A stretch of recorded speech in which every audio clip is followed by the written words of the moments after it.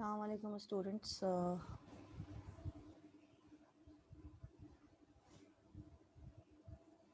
आज स्ट्रेंथ कुछ कम नज़र आ रही है। चले आ ही रहे होंगे बच्चे। अच्छा जी,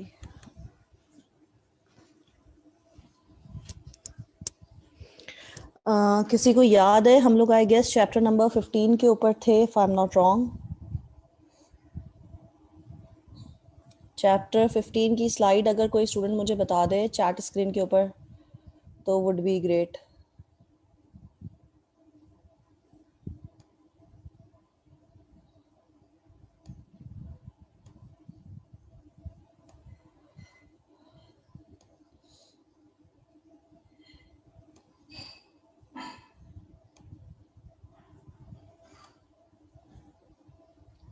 अगर कोई स्टूडेंट मुझे चैप्टर 15 की स्लाइड बता दो चैट स्क्रीन के ऊपर बेटा। 13 तक हो गई थी, ठीक है, okay wait.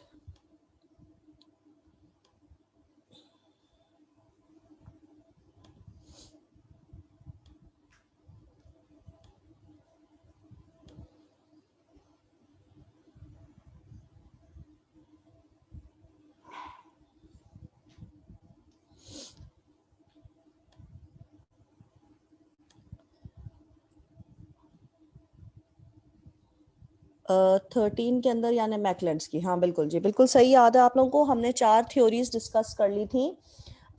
These were the 4 theories: Maslow hierarchy of needs, McGregor की x and y theory, Herzberg 2 factor theory और मैकलेंड्स 3 नीड्स थ्योरी। ठीक है। ये देखें, I will be very deadly honest, ये आपका क्लियर होना इन थ्योरीज के नाम एंड ऑथर के नाम के साथ बहुत ज़रूरी है। मैस्लो की हायरार्की में पिरामिड है जिसके अंदर आपके पास 5 फैक्टर्स हैं: psychological, security, social, self esteem, then self actualisation. उसके बाद एक्स एंड वाई के अंदर मैकजॉर्जर्स की एक्स एंड वाई जो थ्योरी है, तो आपको मैंने इस एक्स को आपके लाइफ के एक्स से रिलेट किया, ई एक्स वाले एक्स से। वो एक्स एक्स होता क्यों है? क्योंकि उसकी नीयत में फतूर होता है, वो काम करना नहीं चाहता है। इस एक्स का भी यही हाल है कि ये काम करना नहीं चाहता है, लेकिन जो वाई लोग होते हैं वो काम करना चाहते हैं, तो they get motivated after looking at the Y. वो अपनी गलतियां सीखते हैं और कहते हैं हम दोबारा ये काम नहीं करेंगे, and then they get motivated towards work और गोल्स। ठीक है। हैसबर्ग 2 फैक्टर थ्योरी के अंदर हाइजीन फैक्टर्स थे एंड मोटिवेशन फैक्टर्स थे। Hygiene factors, that is when you don't use them appropriately, they causes dissatisfaction. ठीक है ना। मैं आपको अगर स्लाइड्स भी थोड़ा सा दिखा देती हूँ। Yes, these are the hygiene factors. ठीक है। और फिर मोटिवेशन फैक्टर्स होता है and extremely satisfied and extremely dissatisfied के बीच में एक क्वांटम होता है, जिसके बीच में satisfaction, no dissatisfaction, and then the other extreme is dissatisfaction. ये क्वांटम है, 2 एक्सट्रीम कॉर्नर्स हैं। फिर हमने बात की थी मोटिवेशन एंड नीड्स की। 3 टाइप की नीड्स होती हैं: need for achievement, need for power, need for affiliation. ठीक है जी। इसके बाद आज हम कंटेम्प्रेरी थ्योरी से स्टार्ट करने जा रहे हैं। कंटेम्प्रेरी थ्योरी जो है उसके अंदर बेसिकली हम गोल सेटिंग के बारे में पढ़ेंगे, हम रीइंफोर्समेंट थ्योरी के बारे में पढ़ेंगे, हम how to design jobs which can be motivating, equity theory होगी और एक्सपेक्टेंसी थ्योरी होगी। ठीक है। स्टार्ट करते हैं हम गोल थ्योरी से। गोल थ्योरी का मतलब ये होता है कि हमें कोई भी काम जब हम स्टार्ट कर रहे होते हैं तो बेसिकली हम जब भी गोल्स की बात करते हैं तो goals should always B smart. ठीक है। स्मार्ट का मतलब होता है स्पेसिफिक, मेजरेबल, अटेनेबल, रियलिस्टिक और टाइम बाउंड। अच्छा, यहाँ पर जब मैं स्टूडेंट्स को एग्जांपल्स दे रही होती हूँ तो फिर इन्हें समझ में नहीं आती है। फॉर एग्जांपल हम बात करते हैं जैसे कोविड के दौरान बहुत सारी कंपनी के टारगेट्स थे सेल्स के। अगर हम देखें अभी आफ्टर इफेक्ट्स, जब से मॉल खुले हैं और अभी हो सकता है इन करीब दोबारा जो है वो सारी चीज़ें ऑनलाइन और दोबारा सारी चीज़ें लॉकडाउन की तरफ जाएं, हम वेट कर रहे हैं गवर्नमेंट हमें किस तरीके से जो है वो कोई भी जो है वो पॉलिसी बनाती है। तो होता क्या है कि अगर हम ये देखें कि अभी तक सेल्स लगी हुई हैं तो इसका मतलब ये कि उनके जितने भी टारगेट्स थे पिछले 7-8 महीने या साल भर में वो अचीव नहीं हुए सेल्स के, तो वो अपना पुराना स्टॉक सेल लगा लगा कर लेस प्राइस में या कॉस्ट प्राइस के अंदर भी वो आउटलेट्स या वो ब्रांड्स अपने निकाल रहे हैं। ठीक है। तो अब होता क्या है गोल सेटिंग के अंदर, जब आप स्मार्ट गोल सेट करना है तो अब ये पॉसिबल नहीं था, अचीवेबल नहीं था। स्मार्ट का मतलब है, स्पेसिफिक का मतलब है you need to sell 200 pieces of let's say any shoes, any bag, any perfume, ठीक है। अब 200 पीसेस ये क्या है, हमने स्पेसिफाई किया है कि 200 पीसेस आपने बेचना है। ए अटेनेबल, अगर आर रियलिस्टिक, अगर गोल देखिए 200 पीस बेचना रियलिस्टिक है, रियलिस्टिक होने की वजह से ये अचीव करना पॉसिबल है।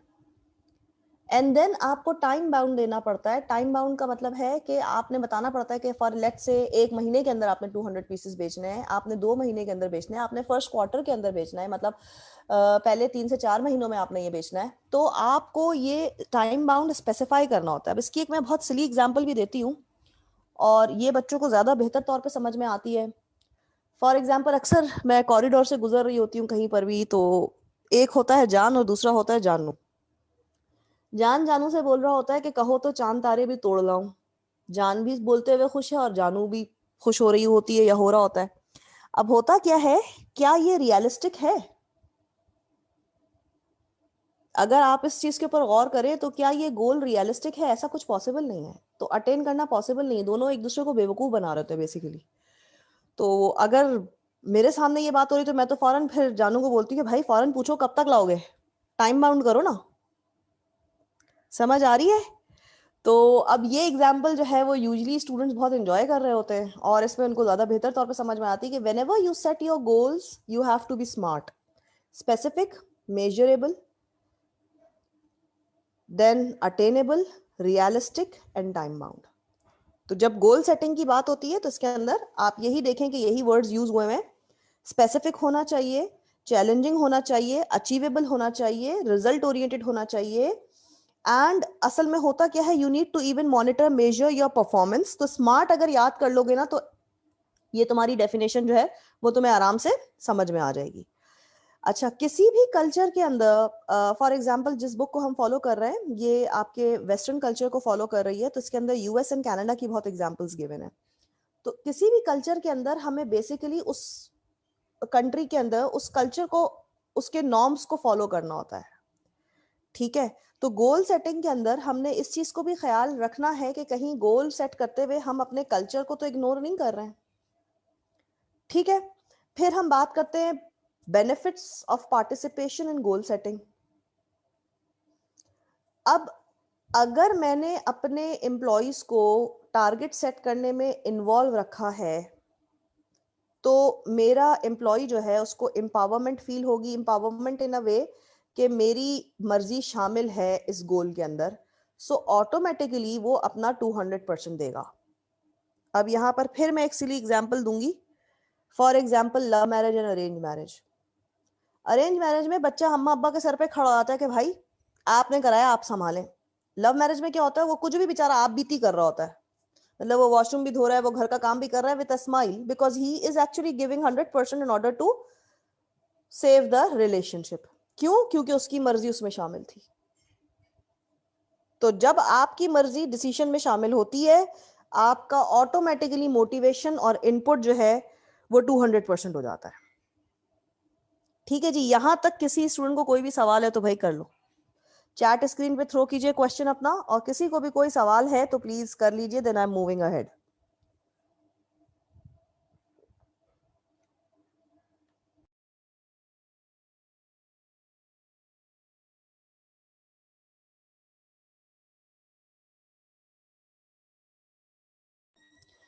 ठीक है जी, अगली स्लाइड पे जाते हैं।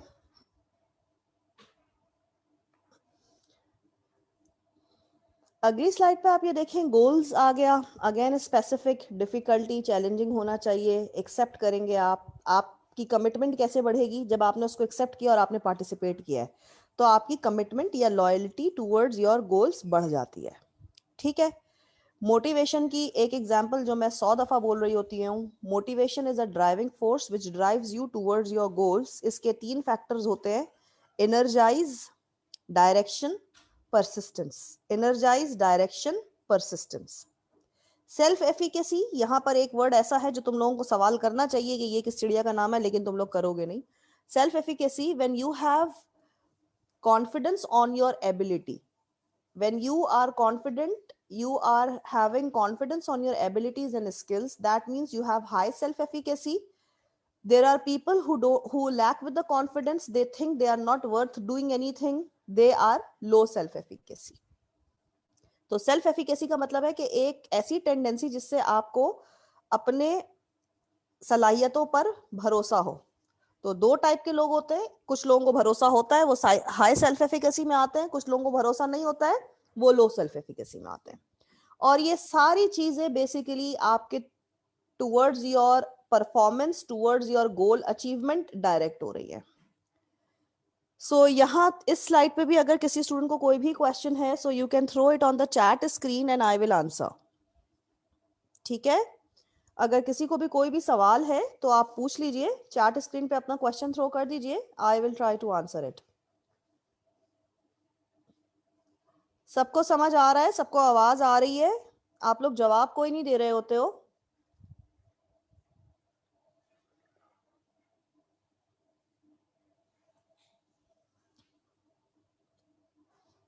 Why is the strength so less today?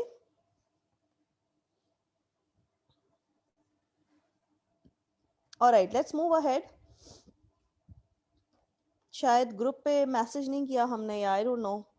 बहरहाल अब हम हर दफ़ा तो हर हफ्ते तो नहीं मैसेज करेंगे. पिछले हफ्ते से क्लासेस स्टार्ट हुई हुई एंड टाइमिंग्स पे, so people should be knowing it. Anyways, reinforcement theory की बात हम बात करते हैं.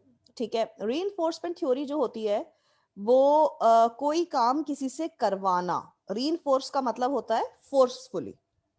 Now there are two types of reinforcement, positive and negative. Positive and negative. Positive reinforcement में सबसे आसान तरीका ये होता है कि आप ये समझ लें कि व्हेन अगर आपने ये काम अचीव किया तो आपको उसके अगेंस्ट रिवॉर्ड मिलेगा.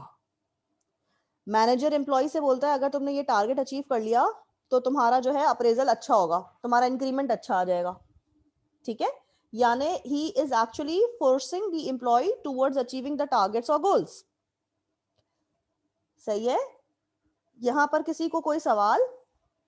पॉजिटिव रीइंफोर्समेंट हम इन्फोर्स करवाते हैं bye setting rewards against it.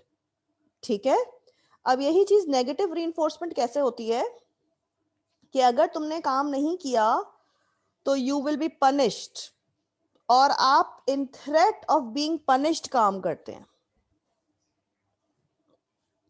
ठीक है, देख लें आपके यहां पर पनिशमेंट का वर्ड भी लिखा हुआ है और यहां पर आपके पॉजिटिव रीइंफोर्समेंट का काम भी लिखा हुआ है, जिसके अंदर आपका लॉन्ग टर्म इफेक्ट्स होता है परफॉर्मेंस के ऊपर और रिवॉर्ड की बात होती है. बेसिकली पॉजिटिव रीइंफोर्समेंट के अंदर you always focus on the reward. If you achieve this target you will be rewarded. मैंने अप्रेजल की बात की थी, इंक्रीमेंट की बात की थी. ये जाहिर सी बात है एक एक हफ्ते में नहीं हो सकता है, इसलिए यहाँ पर वर्ड लॉन्ग टर्म यूज हुआ है. ठीक है, 6 महीने में, साल भर में. फिर हम बात करते हैं ignoring and understanding behaviour is better than punishment. यानी अब हम ये करेंगे नेगेटिव रीइंफोर्समेंट कि अगर if you don't behave in a particular manner which is actually required और desired, you will be punished. ठीक है, आगे बढ़ रहे हैं. अब हम बात कर रहे हैं जॉब डिजाइन करने की. यहां पर basically the way into which task can be combined to form complete jobs. Basically job design के अंदर हमें यह देखना होता है कि एक जॉब की पोजीशन के ऊपर हमें एम्प्लॉयज से किस किस्म के टास्क या ऑब्जेक्टिव्स फुलफिल करवाने हैं और क्या हमारे उस एम्प्लॉय के अंदर वो स्किल्स मौजूद है कि जिनको वो यूटिलाइज करते हुए वो टास्क अचीव कर सके. ठीक है, फिर हम बात करते हैं फैक्टर्स इन्फ्लुएंसिंग जॉब डिजाइनिंग. सबसे पहले ऑर्गेनाइजेशन का स्ट्रक्चर और एनवायरनमेंट. स्ट्रक्चर का मतलब होता है चेन ऑफ कमांड, हायरार्की. कौन किसको रिपोर्ट कर रहा है, कितने बॉसेस हैं, कितने जूनियर्स हैं, कितने लोगों को मैंने ऑर्डर्स देने हैं, कितने लोगों से मैंने काम करवाना है, मेरे अंडर कितने लोगों की टीम काम कर रही है और मेरे ऊपर कितने लोगों की टीम काम कर रही है. Downward, upward, lateral, horizontal, diagonal structure का पार्ट होता है. फिर हम बात करते हैं द ऑर्गेनाइजेशंस टेक्नोलॉजी. अब टेक्नोलॉजी का मतलब होता है, फॉर एग्जांपल अभी आप ये देख लें कि आप लोग सब जो हैं वो घर पे बैठ के लेक्चर ले रहे हैं. This is only possible through technology. We all know what technology is. इसके अलावा बहुत सारी ऑर्गेनाइजेशंस होती हैं. हम अपना एटीएम कार्ड यूज करते हुए, डेबिट कार्ड यूज करते हुए शॉपिंग कर रहे हैं ऑनलाइन. सारी चीजें हमारी अटैच्ड है. फोन ऐप के थ्रू हम अपने बिल्स पे कर रहे होते हैं. So this is only possible with because of the technology. ठीक है, पॉइंट ऑफ सेल के ऊपर हम अपना कार्ड स्वैप करते हैं, भी हमारे अकाउंट से डायरेक्ट डेबिट हो जाता है. ये पॉसिबल है, ये भी एग्जांपल है टेक्नोलॉजी की. तो बिजनेस वर्ल्ड आजकल टेक्नोलॉजी के बगैर एग्जिस्ट नहीं कर सकता. ठीक है. एम्प्लॉयज़ की स्किल्स, एबिलिटीज एंड प्रेफरेंस. हर एम्प्लॉय टेक्नोलॉजिकली इतना इक्विप्ड नहीं होता है. ठीक है. लाइकवाइज अगर देखा जाए, I was talking to someone at an institute, और उनसे मुझसे मुझसे फीडबैक लिया गया बेसिकली कि ऑनलाइन क्लासेस लेने में आपको कोई प्रॉब्लम या कोई डिफिकल्टी तो नहीं हो रही है. And I was like no, ठीक है, लोड शेडिंग का प्रॉब्लम है, बाकी सारी चीज़ें हैं, जैसे बारिशें हो गई थी तो क्लास कैंसिलेशंस में आई क्योंकि हमारे पास इंटरनेट की फैसिलिटीज नहीं वो था. लेकिन अल्लाह का शुक्र है, it's manageable and it's all going smoothly. अब यहाँ पर मैंने जो एग्जांपल दिए, देखें, इन्वायरमेंट को, बारिश को हम कंट्रोल नहीं कर सकते थे. Do you see this? तो अब अगर एक एम्प्लॉय बारिश की वजह से कनेक्टेड नहीं हो पा रहा है, तो इसका मतलब ये नहीं है कि he is not skillful, he is not having the ability. The disaster is actually natural disasters को कोई भी इंडिविजुअल अपने स्किल्स को यूज करते हुए ओवरकम नहीं कर सकता है. That's understood. तो इस तरीके से ऑर्गेनाइजेशंस में भी बहुत सारे लॉसेस हुए होंगे, उनका प्रोडक्शन बंद हुआ होगा, इलेक्ट्रिसिटी पावर शटडाउन हुआ होगा, लेबर्स आपकी यानी प्रोडक्शन हाउस तक पहुंच ही नहीं सके होंगे बिकॉज ऑफ द रेन. तो ये सारी चीज़ें जो हैं, ये हमने इन फैक्टर्स को जहन में रखना होता है जब हम जॉब डिज़ाइन कर रहे होते हैं कि ये प्रॉब्लम्स आएंगी और ये हमने करना है. बेसिकली जॉब के अंदर क्या टास्क अचीव करना है और क्या हमारे एम्प्लॉय के अंदर वो स्किल है कि नहीं है. अच्छा, एम्प्लॉय बहुत स्किलफुल है, लेकिन क्या हमारी ऑर्गेनाइजेशन इक्विप्ड है टेक्नोलॉजिकली वाइज कि हम उस सिस्टम के ऊपर मूव कर सकें. क्या हमारी ऑर्गेनाइजेशन का स्ट्रक्चर, जो हमारे बोर्ड ऑफ डायरेक्टर्स हैं, वो इस चीज़ को, पॉलिसी को अमेंड करने की इजाज़त देंगे कि हम अपने टेक्नोलॉजी को ज़रा सा एडवांस कर सकें. So this is how it works. अब हमने दो वर्ड्स पहले भी बात की थी और हम इसके ऊपर दोबारा बात कर रहे हैं, job enlargement and job enrichment. ठीक है. Increasing a jobs scope, number and frequency of task. यानी आप सेम पोजीशन पे काम कर रहे हैं, उसी पोजीशन पे रहते हुए मैं आपका काम बढ़ा रही हूँ, मैं आपके काम को लार्ज कर रही हूँ. ठीक है. मैं आपका काम बढ़ा रही हूँ, फ्रीक्वेंसी ऑफ टास्क अब ज्यादा आपको टास्क देने लग गई हूँ. ठीक है. जॉब एनरिचमेंट का मतलब होता है यहां पर भी आपकी रिस्पॉन्सिबिलिटी एंड ऑटोनॉमी बढ़ाई जा रही है. इन डेप्थ का मतलब है you have a tendency of being promoted.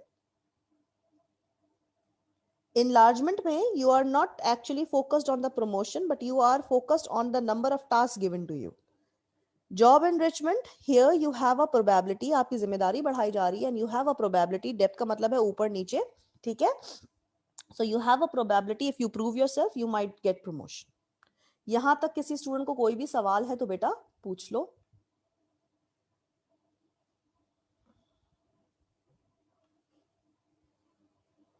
बाकी सबको क्लियर है? नूर खान, इर्जा,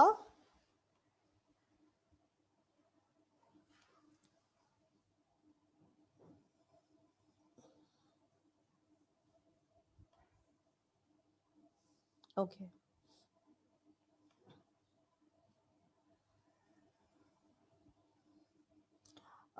इर्जा, एक काम कर दो बेटा, ग्रुप के ऊपर एक मैसेज सेंड कर दो कि द क्लास हैज स्टार्टेड.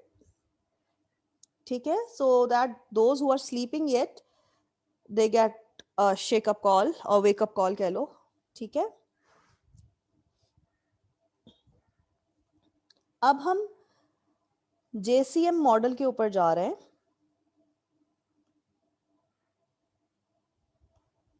ठीक है.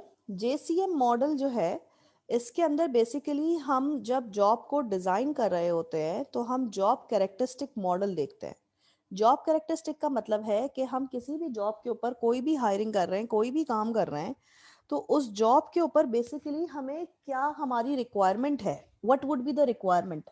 तो अब 5 जो आपके प्राइमरी कैरेक्टरिस्टिक्स हैं, those are a must for you to have staying on a job. ठीक है. इसके अंदर skills, talents needed to fulfill the requirement of the job. Task, job जो है वो बहुत चैलेंजिंग है या नॉर्मल है, आप किस तरह से जॉब की पॉलिसीज को, कैसे प्रोसीजर को, किस मेथोडोलॉजी को फॉलो करते हुए आप अपना काम कंप्लीट करेंगे. ठीक है.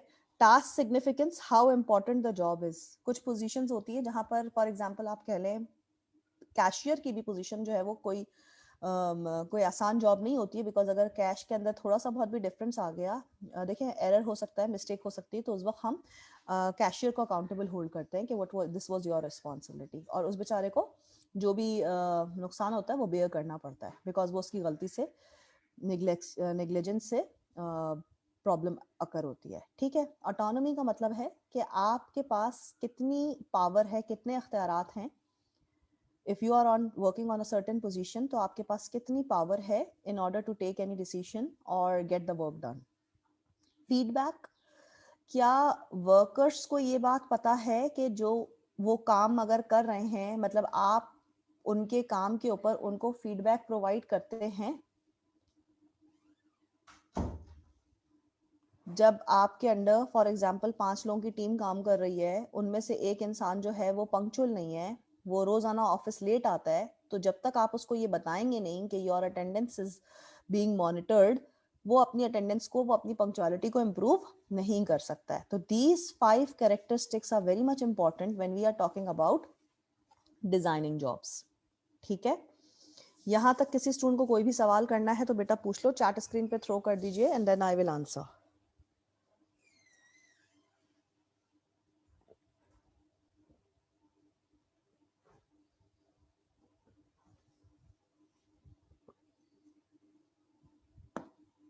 any individual who is having any sort of problem, any question if you have? Good. ठीक है. अब हम अगली स्लाइड पे जा रहे हैं. अच्छा, यहाँ पे देखें JCM मॉडल किस तरह से काम कर रहा है. For example core job dimensions. Actually students, I am having bit like last, अभी असल में मेरी एक दिन की ट्रैवलिंग थी लाहौर, तो वेदर चेंज की वजह से कह लें या बहुत ज़्यादा एक्सर्शन की वजह से I am having flu and fever, और थोड़ा सा साइनस का भी इशू रहता है. तो अभी वही क्लास कनेक्ट में करने को, मतलब लैपटॉप ऑन करके चली गई थी, बट मैंने नोट नहीं किया कि वो अपडेशन ले रहा है, तो इसीलिए आज मुझे 2 मिनट जो है वो मैं लेट भी हो गई कनेक्ट करने में. सो आज खैर एनीवेज मैं ये क्लास तो ले रही हूँ, बिकॉज आज मैंने अपनी सारी डे का वर्क शेड्यूल जो है वो कैंसिल कर दिया. आई will B monitoring my like self. Anyways I hope कि इट्स नॉट, अब तो हो गया, अल्लाह माफ करे. करो नज़ला जुकाम जरा सा छींक आती है ना, तो बंदे को कोरोना का डर लग रहा होता है. आई एम श्योर अल्हम्दुलिल्लाह अभी टेस्ट वेस्ट सब सही है, स्मेल सब सही है, बॉडी पेन भी नहीं है, और इम्यून सिस्टम मेरा अल्हम्दुलिल्लाह it's good. So it's not going to be that, but still. Anyways, core job dimensions के ऊपर हम जब बात करते हैं, तो इसके अंदर आपकी जॉब के ऊपर रहते हुए बेसिकली कौन से मेन स्किल्स हैं जो कि आपको रिक्वायर्ड हैं. ये हमने 5 कोर जॉब डायमेंशंस अभी डिस्कस किए. Skill variety, task identity, task significance, autonomy and feedback. ये बेसिकली आप किसको देंगे?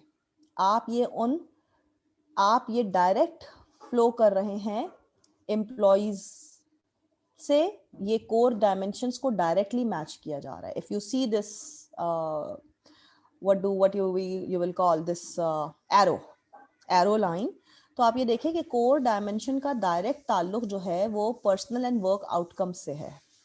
ठीक है. बीच में एक प्रोसेस है जिसके अंदर आपने इसको हेडर दिया हुआ है, क्रिटिकल साइकोलॉजिकल स्टेट्स. ये किन के क्रिटिकल साइकोलॉजिकल स्टेट्स होंगे? जाहिर सी बात है वर्कर के बीच में एंड जॉब के बीच में बैलेंस मेंटेन करने के लिए क्रिटिकल साइकोलॉजिकल स्टेट्स होंगे. फॉर एग्जांपल किसी के अंदर क्या स्किल है? एक तो स्किल लोगों के अंदर आती है विथ रिस्पेक्ट टू नॉलेज, दूसरा लोगों के अंदर स्किल आती है विथ रिस्पेक्ट टू एक्सपीरियंस. तो क्या मेरे पास जॉब करने का एक्सपीरियंस है कि नहीं है? ठीक है. तो मेरे पास जॉब करने का एक्सपीरियंस है कि नहीं है, ये हमने जहन में रखना है. इसके ये इस चीज का बेसिकली इम्पैक्ट मुझे ये भी नजर आ जाएगा कि क्या if I have experience, I know the work, तो मेरा quality of work performance will be better. Do you see the relevance? Autonomous का मतलब है कि मैं अब जिम्मेदारी ले सकती हूँ, मैं आउटकम की जवाबदेह हो सकती हूँ, तो जाहिर सी बात है मेरी जॉब सेटिस्फैक्शन बढ़ जाएगी. अगर मेरा फीडबैक मुझे दिया जा रहा है कि मेरी परफॉर्मेंस कैसी है, तो मुझे ये पता चल जाएगा कि मेरा जो एक्चुअल रिजल्ट है मेरी एक्टिविटीज का वो क्या है, किस तरीके से है. ठीक है. एंड देन अकॉर्डिंगली मैं एब्सेंट होंगी या नहीं होंगी, या मेरा टर्नओवर रेशियो होगा या नहीं होगा.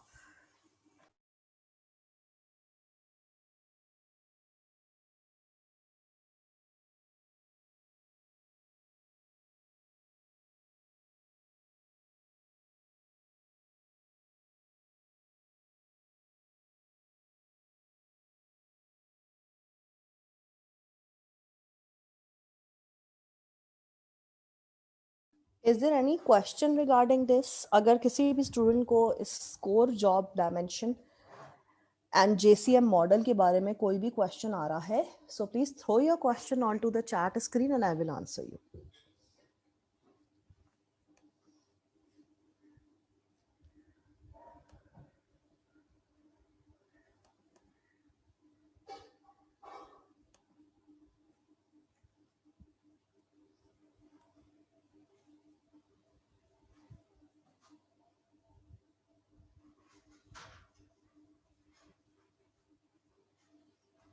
किसी को कोई क्वेश्चन नहीं है, then I am moving ahead.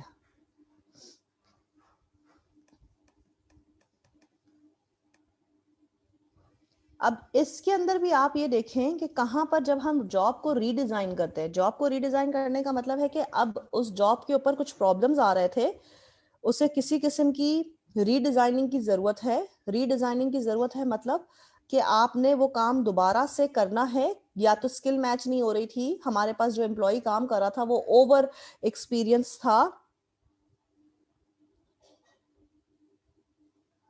तो हमें अब उसको या तो प्रमोट कर देना चाहिए और उस पोजीशन पे किसी दूसरे बंदे को हायर कर लेना चाहिए.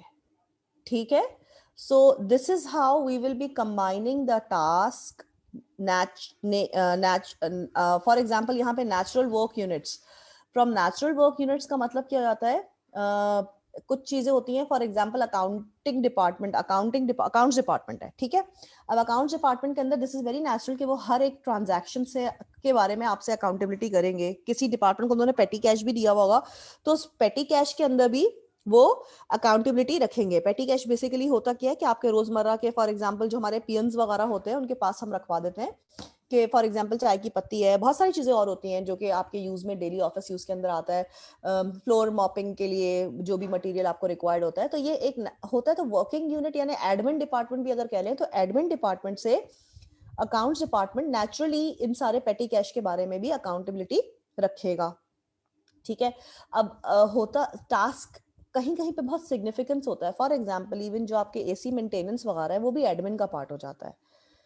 तो I remember I was working with one of the organisations and then they installed, यानी उन्होंने सारे अपने स्प्लिट यूनिट्स चेंज किए थे and we got it all from green.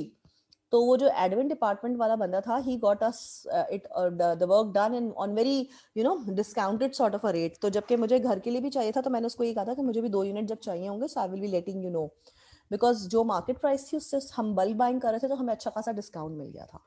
C this is how things work. ठीक है. तो यहाँ पर भी कोई खास कोई नई चीज नहीं है. हम यही कह रहे हैं कि जब जॉब का बेस्ट फिट नहीं होता है ना, काम के अंदर फ्लक्चुएशंस आ रही होती है परफॉर्मेंस डिजायर परफॉर्मेंस के बीच, यानी डिजायर परफॉर्मेंस में और एक्चुअली. डिजायर का मतलब कौन सा जाता है? जो आपसे ऑर्गेनाइजेशन तवक्को कर रही होती है, और एक्चुअल जो आप दर हकीकत काम कर रहे होते हैं. जब उन दोनों के बीच में गैप बहुत ज्यादा आ जाता है, डेविएशन बहुत ज्यादा आ जाता है, तो हमें जॉब को रीडिजाइन करने की जरूरत पड़ती है. ठीक है. रीडिजाइन में या तो हम एक्शंस को चेंज कर रहे होते हैं, या कोर जॉब डायमेंशंस को हम बेसिकली एडजस्ट कर रहे होते हैं. एक तरीके से वर्ड एडजस्टमेंट इज बेटर. ठीक है. आगे बढ़ते हैं. Suggestions for using the JCM. JCM basically हमें जॉब इनलार्जमेंट के अंदर, दैट इज हम काम को बढ़ा रहे हैं, आपके टास्क को बढ़ा रहे हैं. ठीक है. Combined task job enlargement to create more meaningful work, हम आपके काम की फ्रीक्वेंसी को क्यों बढ़ा रहे होते हैं? ताकि हमें आउटकम ज़्यादा अच्छा मिले, काम जो हो वो ज़्यादा बेहतर हो। Create natural work units to make employees work important and whole, हम नेचुरल वर्क यूनिट, कोई उसके अंदर प्रिटेंडेंस नहीं होगी, जो बंदा अगर गलती भी कर रहा है तो वो एक्सेप्ट कर लेगा, अकाउंटेबिलिटी देगा। मैंने एग्जांपल दी थी आपको कि पेटी कैश के लिए भी अकाउंट्स डिपार्टमेंट जो है वो नेचुरल होता है कि वो एडमिन डिपार्टमेंट से अकाउंटेबिलिटी लेता है कि हाँ जी चाय की पत्ती आई तो कितनी आई, सर्फ आया तो कितना आया। सो इन सारी चीज़ों को भी ये this is a natural thing, और ये काम के अंदर ज़रूरी होता है। एंड ये तमाम तरह ऑर्गेनाइजेशंस के हर डिपार्टमेंट के अंदर ये natural style of working is very important. अगर गलती भी है, कुछ खर्चा ज़्यादा हो गया है, एसीज जो है वो एक्सपेंसिव हमने बाय कर ली है, so you should be taking the ownership of it. ठीक है। Establish external and internal client relationship to provide feedback. Internal and external यानी कुछ एम्प्लॉयज भी तो वही प्रोडक्ट यूज कर रहे होते हैं, उनसे भी आप अपने प्रोडक्ट के बारे में फीडबैक ले सकते हैं, और एक्सटर्नल क्लाइंट से भी आप अपने प्रोडक्ट के बारे में फीडबैक ले सकते हैं। एक्सटर्नल क्लाइंट्स वो जो कि पब्लिक मार्केट में आपका प्रोडक्ट जो यूज हो रहा है, थ्रू सर्वेस, थ्रू क्वेश्चनियर्स आप उनसे फीडबैक जनरेट करवा सकते हैं। ठीक है। एक्सपैंड जॉब वर्टिकली, वर्टिकली का मतलब हो जाता है, देखिए मैंने आपको ये कहा था, इनलार्जमेंट का मतलब होता है हॉरिजॉन्टली, आपकी जॉब की जिम्मेदारियां बढ़ रही हैं। Enrichment का मतलब होता है vertically, that you have a tendency of being promoted. Open feedback channels to let employees know how well they are doing. इस चैनल को, फीडबैक के चैनल को आप ओपन रखें, that every employee can come and talk to you about any grievance he or she is having. Grievance का मतलब है कोई भी पेन उसको हो रहा है जॉब से, बॉस से, या एनवायरमेंट से, या किसी नई पॉलिसी से, तो that person can go and talk to the management. Likewise if the management is having any sort of problem with that employee in particular, we can go and have a word with him और her. ठीक है।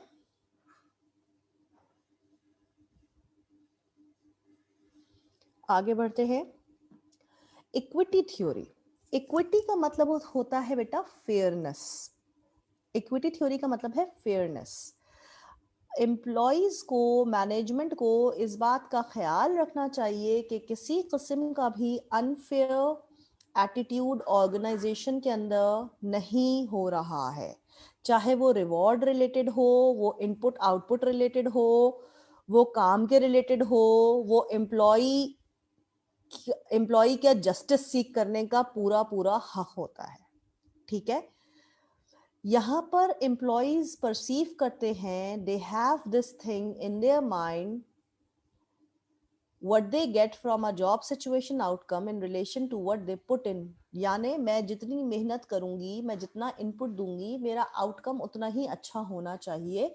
This is what is equity, कि मैं जितना काम करूंगी, मैं जितनी मेहनत करूंगी, मुझे उसके हिसाब से सैलरी मिलनी चाहिए. ठीक है। इस रेशो को हमें मेंटेन करना चाहिए डिपेंडिंग ऑन हर एम्प्लॉय की, बेस्ड ऑन हिज और हर परफॉर्मेंस इंक्रीमेंट होनी चाहिए.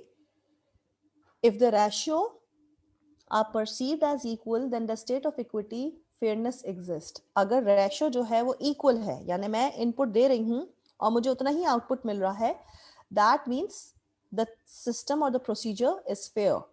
अगर मैं इनपुट ज्यादा दे रही हूँ और आउटपुट मुझे कम मिल रहा है, तो अब यहाँ पर अनफेयर हो गया है. अगर मैं इनपुट कम दे रही हूँ और आउटपुट मुझे ज्यादा मिल रहा है, तो भी सिचुएशन अनफेयर की है. तो ये एम्प्लॉय और मैनेजमेंट दोनों को इस बात का ख्याल रखना चाहिए कि you get compensated according to the input you are putting in. If the ratio are perceived as unequal, तो अनइक्वल होने के सिचुएशन के अंदर that means there is some sort of inequity. यहाँ पर कुछ अनफेयरनेस हो रही है, या तो आप अंडर रिवॉर्डेड हैं या आप ओवर रिवॉर्डेड हैं. ठीक है.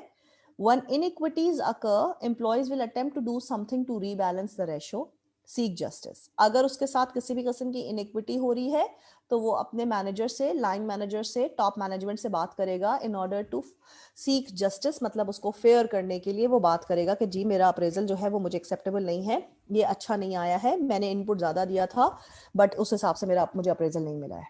ठीक है. They have rights to talk both vice versa. If organization employee को सब कुछ दे रही है, फिर भी एम्प्लॉय की परफॉर्मेंस अच्छी नहीं हो रही है तो ऑर्गेनाइजेशन भी एम्प्लॉय से बात कर सकती है कि क्या बात हो गई है, आपकी परफॉर्मेंस आजकल अच्छी नहीं है, टारगेट्स मीट नहीं हो रहे, सो इट्स वाई वर्सा। ठीक है, फिर हम इक्विटी थ्योरी की बात करते हैं। Employees responses to perceive inequities. अब एम्प्लॉय इनइक्विटीज किन जगहों पर फील करता है कि उसके साथ अनफेयर ट्रीटमेंट हो रहा है। अनफेयर ट्रीटमेंट के लिए सबसे पहले डिस्टॉर्ट ओन्स और अदर्स रेशो, वो अपने आप को अपने दूसरे एम्प्लॉइज के साथ कंपेयर करेगा, उसका वो तो काम नहीं कर रहा मगर उसका जो है वो अप्रेजर मुझसे बेहतर आया है, उसका इंक्रीमेंट मुझसे बेहतर आया है, उसको बोनस ज्यादा मिला है। Induce others to change their own inputs और आउटकम्स। अब इससे क्या होता है कि वो एक वर्ड ऑफ माउथ कैरी हो रहा होता है, एक डिस्ट्रप्शन क्रिएट हो जाती है, खुद भी बेचारा डिस्टर्ब हो रहा होता है, दूसरों को भी डिस्टर्ब कर रहा होता है। अपने इनपुट को चेंज करो, इंक्रीज करो या डिक्रीज करो। अगर मोटिवेटेड हो, अच्छा इंक्रीमेंट आया तो इंक्रीज कर सकते हो, अगर डीमोटिवेटेड हो, अच्छा इंक्रीमेंट नहीं आया तो डिक्रीज हो जाएंगे एफर्ट्स आपके। ठीक है, और आपका reward, if you are seeking good reward you will be motivated and you will be increasing your efforts. If you are demotivated already you will not be seeking rewards and then your efforts will be decreased. Choose a different comparison referent, other person, system or self.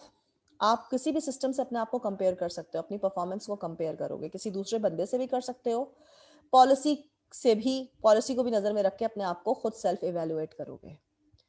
And अगर कोई भी output नहीं निकल रहा होता है, outcome कोई भी नहीं निकल रहा होता है, तो at the end what you do is you quit your job. At the end the maximum what you do is you quit your job. Employees are concerned with both the absolute and relative nature of organizational reward. ठीक है जी, अब employ जो है वो अपने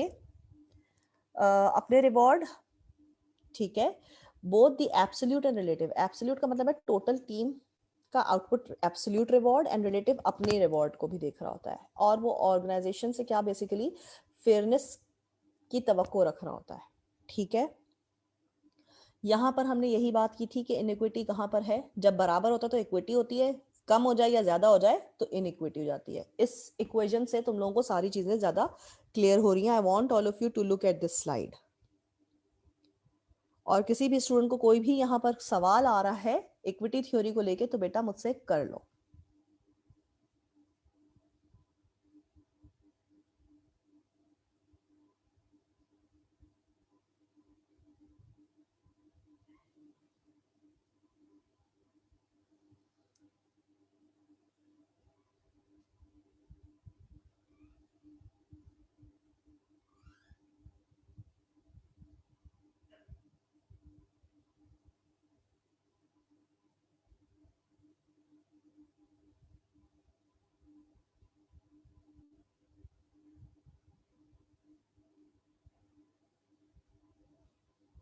किसी भी student को कोई भी सवाल है?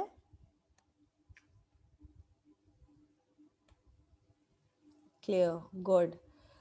चलिए जी आगे बढ़ते हैं।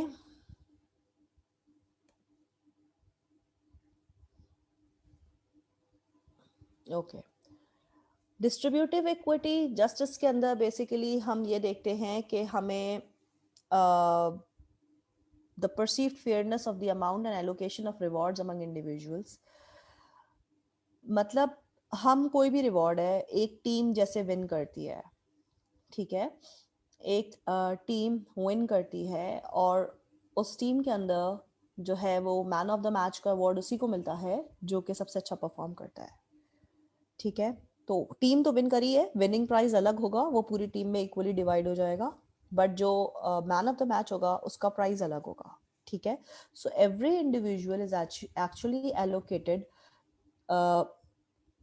Fair rewards.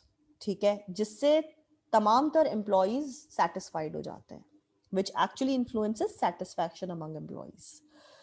ठीक है, प्रोसीजरल जस्टिस का मतलब होता है जो सिस्टम है,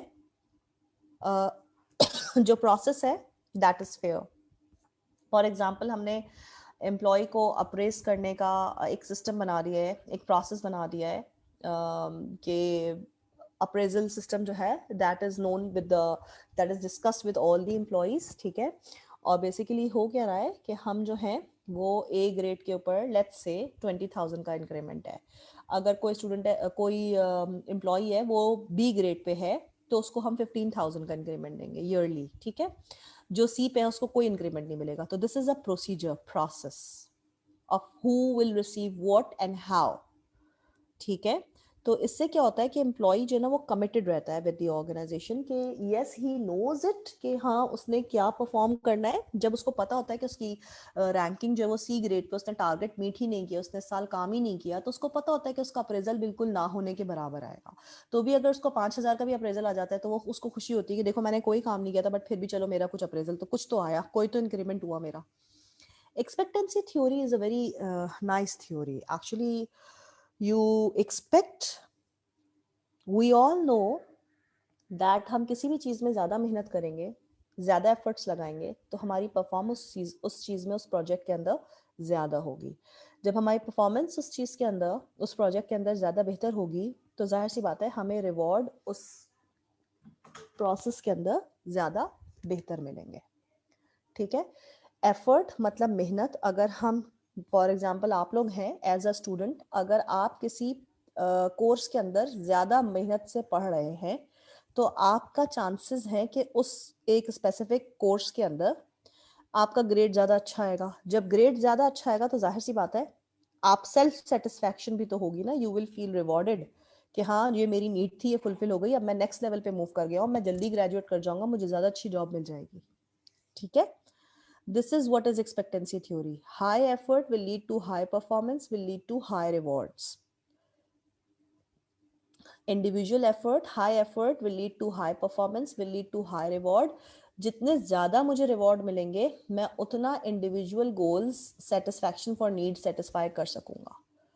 मैं जाहिर सी बात है अगर फॉर एग्जांपल मैं किसी प्रोजेक्ट के ऊपर बहुत मेहनत करती हूँ, मेरी परफॉर्मेंस बहुत अच्छी होती है, मुझे 20,000 का रिवॉर्ड मिलता है, तो उस 20,000 को मैं अपनी किसी ना किसी नीड, कोई ना कोई गोल अचीव करने में उसको मैं यूज कर सकती हूँ, ठीक है। Is it clear? Is it clear to every student? किसी को भी कोई भी सवाल हो तो प्लीज चैट स्क्रीन पे मुझसे पूछ लीजिए।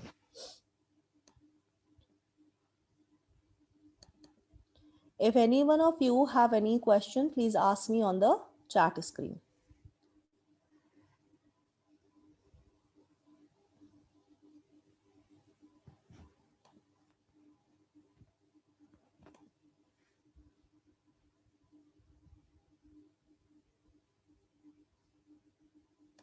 Okay, moving ahead.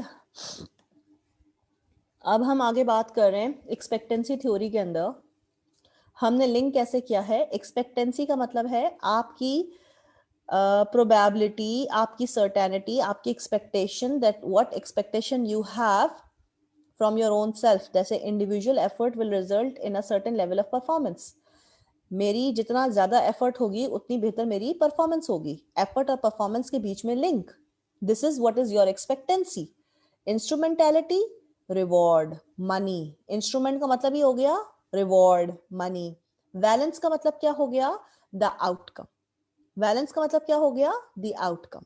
बात वही हो रही है, high effort will lead to high performance, will lead to high reward, will lead to high satisfaction of individuals needs, ठीक है। is this expectancy theory clear to every student here?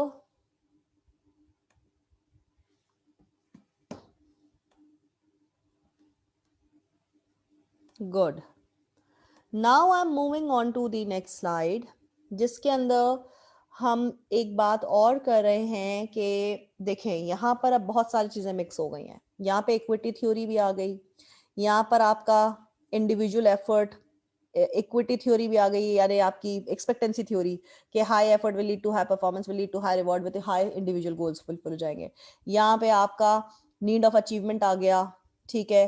सो ये बहुत सारे थ्योरीज मिक्स होकर के this is what is the contemporary theory. Integrating मतलब सबको mix कर रहे हैं. Now this is the integration, सबको उन्होंने यूनाइट कर दिया है. रीइंफोर्समेंट थ्योरी भी आ गई है जिसके अंदर हमने बात की नेगेटिव और पॉजिटिव. ठीक है, so this is what we call, these are the integrating contemporary theories of motivation. तो ये एक आपको एक स्लाइड के ऊपर मिक्सचर बताया हुआ है किस तरह से सबको हम इंटीग्रेट करते हैं. ठीक है, अब हम बात करते हैं कि हमारे करंट इश्यूज ऑफ मोटिवेशन क्या है. What are the challenges, obstacles, hurdles we are facing when we talk about the word motivation. ठीक है, क्रॉस कल्चरल चैलेंजेस. सबसे पहले, motivation programs are most applicable in cultures where individualism and achievements are cultural characteristics. Uncertainty, avoidance of some cultures, inverts Maslow's need and hierarchy, the need of achievement. अच्छा, अब मैं एक बात आती हूँ. देखें, अब कल्चर वाइज, इंडिविजुअल वाइज चीजें डिफरेंट होंगी. फॉर एग्जाम्पल, मैं यहाँ पर बताने के लिए आपको मैस्लो हायरार्की ऑफ नीड की इन्होंने भी एक एग्जाम्पल दी हुई है कि उसके अंदर एक पिरामिड है जिसके अंदर बेसिक नीड है, फिर सिक्योरिटी नीड है, सेफ्टी नीड है, उसके बाद सोशल नीड है, फिर सेल्फ एस्टीम है, फिर सेल्फ एक्चुअलाइजेशन है. बट अगर एक बहुत ही रिच इंसान है, right, if one person who is very filthy rich, तो उसके लिए तो तीन नीड्स कौन से? Basic need, safety need and social need. ये तीनों नीड तो एक ही दफा में वो फुलफिल कर लेगा, और उसकी नीड्स भी डिफरेंट होंगी, इवन उसकी रिवॉर्ड्स भी डिफरेंट होंगे. तो अनसर्टेनिटी है, अनसर्टेनिटी हो गई. कोई जरूरी नहीं कि मैस्लो की हायरार्की की नीड अगर एक लेवल फुलफिल करेंगे तो दूसरा लेवल फुलफिल करेंगे, तीसरा लेवल. एक ही टाइम पे तीनों लेवल भी तो फुलफिल हो रहे हैं, कोई श्योर थोड़ी है.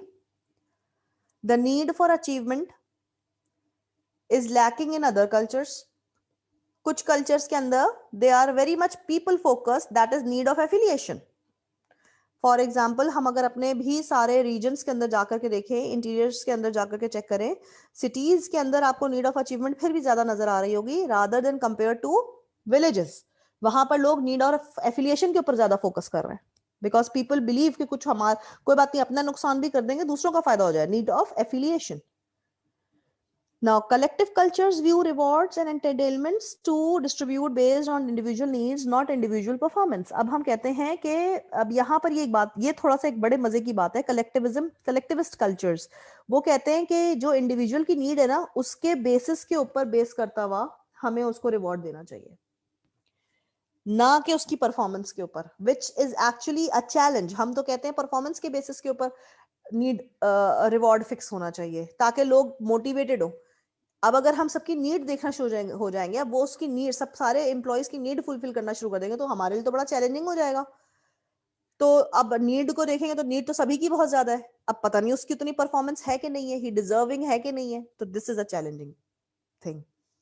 क्रॉस कल्चरल कंसिस्टेंसीज की जब हम बात करते हैं कि need for growth, need for achievement and responsibility, ये कल्चर वाइज वेरी कर रहा था. There are in few cultures people are very workaholic. For example, China, Japan को ले लें आप, फार ईस्ट के लोगों को भी ले लें, Filipinos, Malaysians, they are very very hard working. आप सिंगापुर को ले लें, they are very hard working, it's there in their culture. Indians को ले लें, they are very moneyed, calculated thing. They are very money minded people, very calculative. This like because I've been working with Indians, GCC के अंदर रहते हुए, Dubai के अंदर रहते हुए, हम लोग नहीं सोचते, वो बहुत आगे का सोचते हैं. They very calculative. हम लोग बहुत एक्स्ट्रा स्पेंड कर रहे होते हैं, वो बहुत सोच समझ के छोटी सी भी चीज खरीदते हैं तो वो फौरन खरीदते हुए कहते हैं जरूरत है तो खरीदेंगे. हम लोग क्या होता है, एक्स्ट्रा भी लेके आ जाते हैं. So this is there in the culture, and this is actually is a negative point in our culture. So things vary culture to culture. ठीक है. Motivating unique groups of worker. Now how you can, unique means diverse. हर इंसान different है. अब उनको एक group के अंदर हम रखते हुए, काम करवाते हुए, उनको हम कैसे मोटिवेटेड रख सकते हैं? If you see, अब यहाँ पर डाइवर्सिफिकेशन की बात हो रही है, तो हम diversification with respect to gender की बात करते हैं. ठीक है, एग्जाम्पल देने के लिए. फॉर एग्जाम्पल, जो मेल लोगों का स्टाइल ऑफ काम होता है, they don't want to be question, they want autonomy. They want autonomously work करें वो, like they don't want to be asked much questions. उन्हें पावर चाहिए होती है. फीमेल्स को कंट्रोल फिर भी किया जा सकता है because they are less autonomous as compare to males. Whereas females क्या करती हैं, they are more seeking towards opportunities and flexibility in the hours, because उनके वो good relationship, good interpersonal relationships को बिलीव करती हैं रखना. अच्छा, flexible working hours because they also have to give time to the family. So this is how you see कि हमें पता होता है कि किसको किस तरह से मोटिवेट करना है. If I am a female और मुझे ये अपॉर्चुनिटी फॉर एग्जांपल बहुत अच्छी लग रही है टू वर्क फ्रॉम होम, ठीक है, बिकॉज मुझे इसमें क्या बहुत सारी काम मिल जाते हैं मुझे करने को. घर पे रहते रहते कोई चीज़ मैंने हल्की आंख पे रख दी, फिर मैं म्यूट करके चली गई, देख लिया मैंने. So you see this is the flexibility is very much important for the womens, but it might not be that important for men, क्योंकि उन्होंने यूजली घर में कोई काम नहीं करना होता. सो this is how you can keep them motivated. ठीक है, यहां तक किसी स्टूडेंट को कोई भी सवाल है तो बेटा मुझसे पूछ लो. और उन्हीं पॉइंट्स को इन्होंने इस तरह से एक एक वर्ड को, इसको प्लीज रीड करो इस वाली स्लाइड को. अगर कोई भी सवाल आ रहा है तो मुझसे प्लीज प्लीज चार्ट स्क्रीन पे कर लीजिए, बिकॉज मैं इस तरह से मूव करती जाऊंगी. और अगर तुम लोग सवाल नहीं पूछोगे तो मुझे प्रॉब्लम नहीं है कुछ भी, मैं मूव करती जाऊंगी आगे. So if you have any question, इस स्लाइड पे भी वही चीज समझाई हुई है जो हमने अभी पिछली स्लाइड पे डिस्कस किया है. Just skim it and let me know if you want to ask any question. Chat screen पे थ्रो कीजिएगा question. I'm just answering it.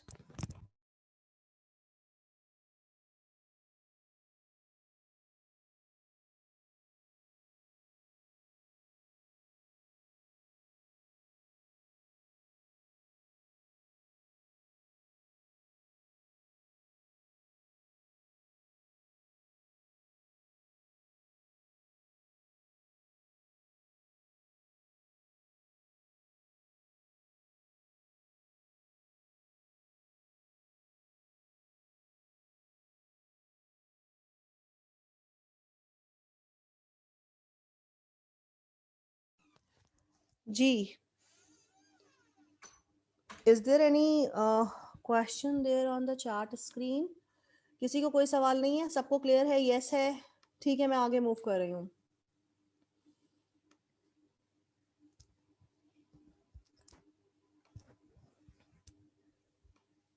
Okay, अब हमने क्या करना है कि हमने प्रोफेशनल्स को देखना है, कैरेक्टरिस्टिक्स कि आप किस तरीके से आप अगेन ये भी slide is also on the same thing कि किसी भी प्रोफेशनल को मोटिवेट करना है तो किस तरह से किया जा सकता है. For example, strong and long term commitment to their field of expertise. अच्छा, अब हम बात करते हैं, कोई भी मेडिसिन की लाइन पिक करता है या कोई भी इंजीनियरिंग की लाइन पिक करता है, तो देखिए इंजीनियरिंग के अंदर भी अगर कंप्यूटर्स की फील्ड ले लें तो आपको अपने आप को अपडेटेड रखना पड़ता है. जब हमने प्रोग्रामिंग पढ़ी थी तो जावा भी था, फिर सी था, फिर सी शार्प आया. So see you need to keep yourself updated. अब ASP है, .NET है, आजकल के जो प्रोग्रामिंग लैंग्वेजेस चल रहे हैं. लाइकवाइज मेडिसिन की फील्ड में भी कोई ना कोई चीज़ नई आती रहती है, कोई नई रिसर्च आ गई, नई टेक्नोलॉजी आ गई, नया इक्विपमेंट आ गया. सर्जन्स को भी अपने आप को पेपर दे दे करके अपडेट रखना पड़ता है. So you need to stay committed with that field and you need to keep yourself updated accordingly, अगर आप चाहते हैं उस फील्ड में एक्सपर्टीज को बरकरार रखना. Loyalty is to their profession, not to the employer. वो अपने प्रोफेशन के साथ लॉयल रहे. एम्प्लॉयर तो आज कोई है, कल कोई और होगा, बट जो प्रोफेशन है वो चेंज नहीं होता, it remains the same. Have the need to regularly update their knowledge. See, this is what I was saying. They need to keep themselves updated as per the requirement so that they are maintaining the expertise in their field. And that too with respect to long term. ऐसा नहीं है कि आज engineering कर लिया और कल कुछ और शुरू कर दिया. ये ऐसा नहीं होता. आज मेडिसिन मैंने पढ़ लिया, मैं सर्जन बन गया, कल मैंने कुछ और शुरू कर दिया. No, this is not possible. So it is for the long term commitment की बात होती है. ठीक है, फिर हम बात करते हैं don't define these work week. यानी अब ये भी कोई ज़रूरी नहीं है कि आप सिर्फ 8 to 5 के वर्क टाइम स्पैन को जो है वो जहन में रखें. This is not necessary. ठीक है, कोई ज़रूरी नहीं है कि आप 8 to 5 अगर काम कर रहे हैं तो 8 to 5 ही काम हो. कभी कभी आपको 10 बजे तक, रात तक काम करना पड़ सकता है. कभी कभी आप हाफ डे करके 1 बजे भी जा सकते हैं. You don't have to define your work week. Motivators for professionals, job challenging होनी चाहिए ताकि आप बोर ना हो. और आप ऐसा भी फील ना करें कि ये काम तो हमें आता है, इट्स अ पीनट, एंड आपकी परफॉर्मेंस रिड्यूस हो जाए। और ऑर्गेनाइजेशन को आपको सपोर्ट करना चाहिए in whatever task you have been given. ठीक है, तो जो भी काम, जो भी टास्क आपको दिया जाता है, ऑर्गेनाइजेशन को आपको उसके अंदर सपोर्ट करना चाहिए। फिर हम बात करते हैं मोटिवेटिंग यूनिक वर्क ग्रुप्स के अंदर। सबसे पहले कंटिजेंट वर्कर। कंटिजेंट वर्कर का मतलब क्या होता है? एक होता है आपका परमानेंट एम्प्लॉय। तो कंटिजेंट वर्कर का मतलब है कि ये वो एम्प्लॉयज होते हैं जो आपके पास एडहॉक पे होते हैं। एडहॉक पे मतलब होते हैं आपके पास एक्स्ट्रा होते हैं। ठीक है, ये वो एम्प्लॉयज होते हैं जो आपके पास part time worker for example. तो अब पार्ट टाइम वर्कर अगर अच्छा परफॉर्म करेंगे तो उनके लिए अपॉर्चुनिटी है कि उनको हम परमानेंट एम्प्लॉय हायर कर लें अगर we are happy with their work. ठीक है, और एक चीज और होती है कि हम अपने एम्प्लॉय को हायर करने के बाद ट्रेनिंग एंड डेवलपमेंट प्रोवाइड करते हैं। तो जो भी लैकिंग है उनके काम में, तो हम थ्रू ट्रेनिंग, उनको जो हम ट्रेनिंग प्रोवाइड कर रहे होते हैं, तो उससे हम उस लैकिंग को, गैप को रिड्यूस कर देते हैं, श्रिंक कर देते हैं। Equity in compensation and benefit. Equity का मतलब है फेयर। हम उन्हें जितना कंपनसेट दे रहे हैं, कंपनसेट का मतलब हम उन्हें जितना भी पे कर रहे हैं, that is market comparative package उनको ऑफर किया जा रहा है। मार्केट के अंदर जो भी रेट चल रहा है, उनकी उस जॉब पोजीशन के ऊपर हम उतना ही रेट ऑफर कर रहे हैं, and we are actually providing equally good benefits to them. Motivating low skill minimum wage employees. अब यहाँ पर हमें एम्प्लॉय रिकग्निशन प्रोग्राम्स इंट्रोड्यूस करने चाहिए, ये लो मिनिमम या लो वेज स्किल्स, लो स्किल लोगों के लिए, फॉर एग्जाम्पल लेबर्स। और हमें उन्हें praise, continuous process of praise रखना चाहिए, उनकी तारीफ करनी चाहिए, उनकी सिंसियरिटी को सराहना चाहिए, so that they are happy. ठीक है, अब हम बात करते हैं designing appropriate reward programs. Now we are moving towards how we can design the reward programs. ठीक है, ओपन बुक मैनेजमेंट का मतलब होता है कि अब हम एम्प्लॉयज को एम्प्लॉय रखेंगे डिसीजन मेकिंग के अंदर by opening up financial statements of the employers. ठीक है, यानी एम्प्लॉयर जो है, ऑर्गेनाइजेशन की फाइनेंशियल स्टेटमेंट डिस्कस की जाएगी कि ऑर्गेनाइजेशन इस साल इतने लॉस में है या इतने प्रॉफिट में है। ठीक है, और हम एम्प्लॉयज से पूछेंगे कि अब आप इस सिचुएशन के अंदर क्या एक्सपेक्ट कर रहे हैं कि आपको ऑर्गेनाइजेशन किस तरह से फैसिलिटेट करे। How we can give incentive to people और increments to people in this year. For example, COVID में पूरा लास्ट ईयर निकल गया है। अब इस साल किसी भी ऑर्गेनाइजेशन ने प्रॉफिट अर्न नहीं किया, किसी भी एम्प्लॉय ने, यानी हम लोगों ने एम्प्लॉयज को मोस्ट ऑफ द टाइम घर पे बैठा करके सैलरीज दी हैं। तो इस साल अगर इंक्रीमेंट हम नहीं देते हैं लोगों का, ठीक है, खुसूसन चले बैंक तो सारे खुले थे, जो जो इंडस्ट्रीज खुली थी, हॉस्पिटल्स पे ज्यादा प्रेशर आ गया था, तो हॉस्पिटल्स हो गए, बैंक्स हो गए, इनको, इन लोगों का तो वर्क फ्लो नॉर्मल चल रहा था, तो इनको तो हम इंक्रीमेंट देंगे। बट कुछ organization, for example education system आप देख लें, तो यहाँ पर अगर हमारी इंक्रीमेंट नहीं होती है, जबकि हमें कुछ डिडक्शन के साथ भी सैलरीज मिल रही होती है, तो we should be happy. Getting the point? Is this thing clear to every student here? सबको एग्जाम्पल क्लियर है, समझ आ रही है बच्चों?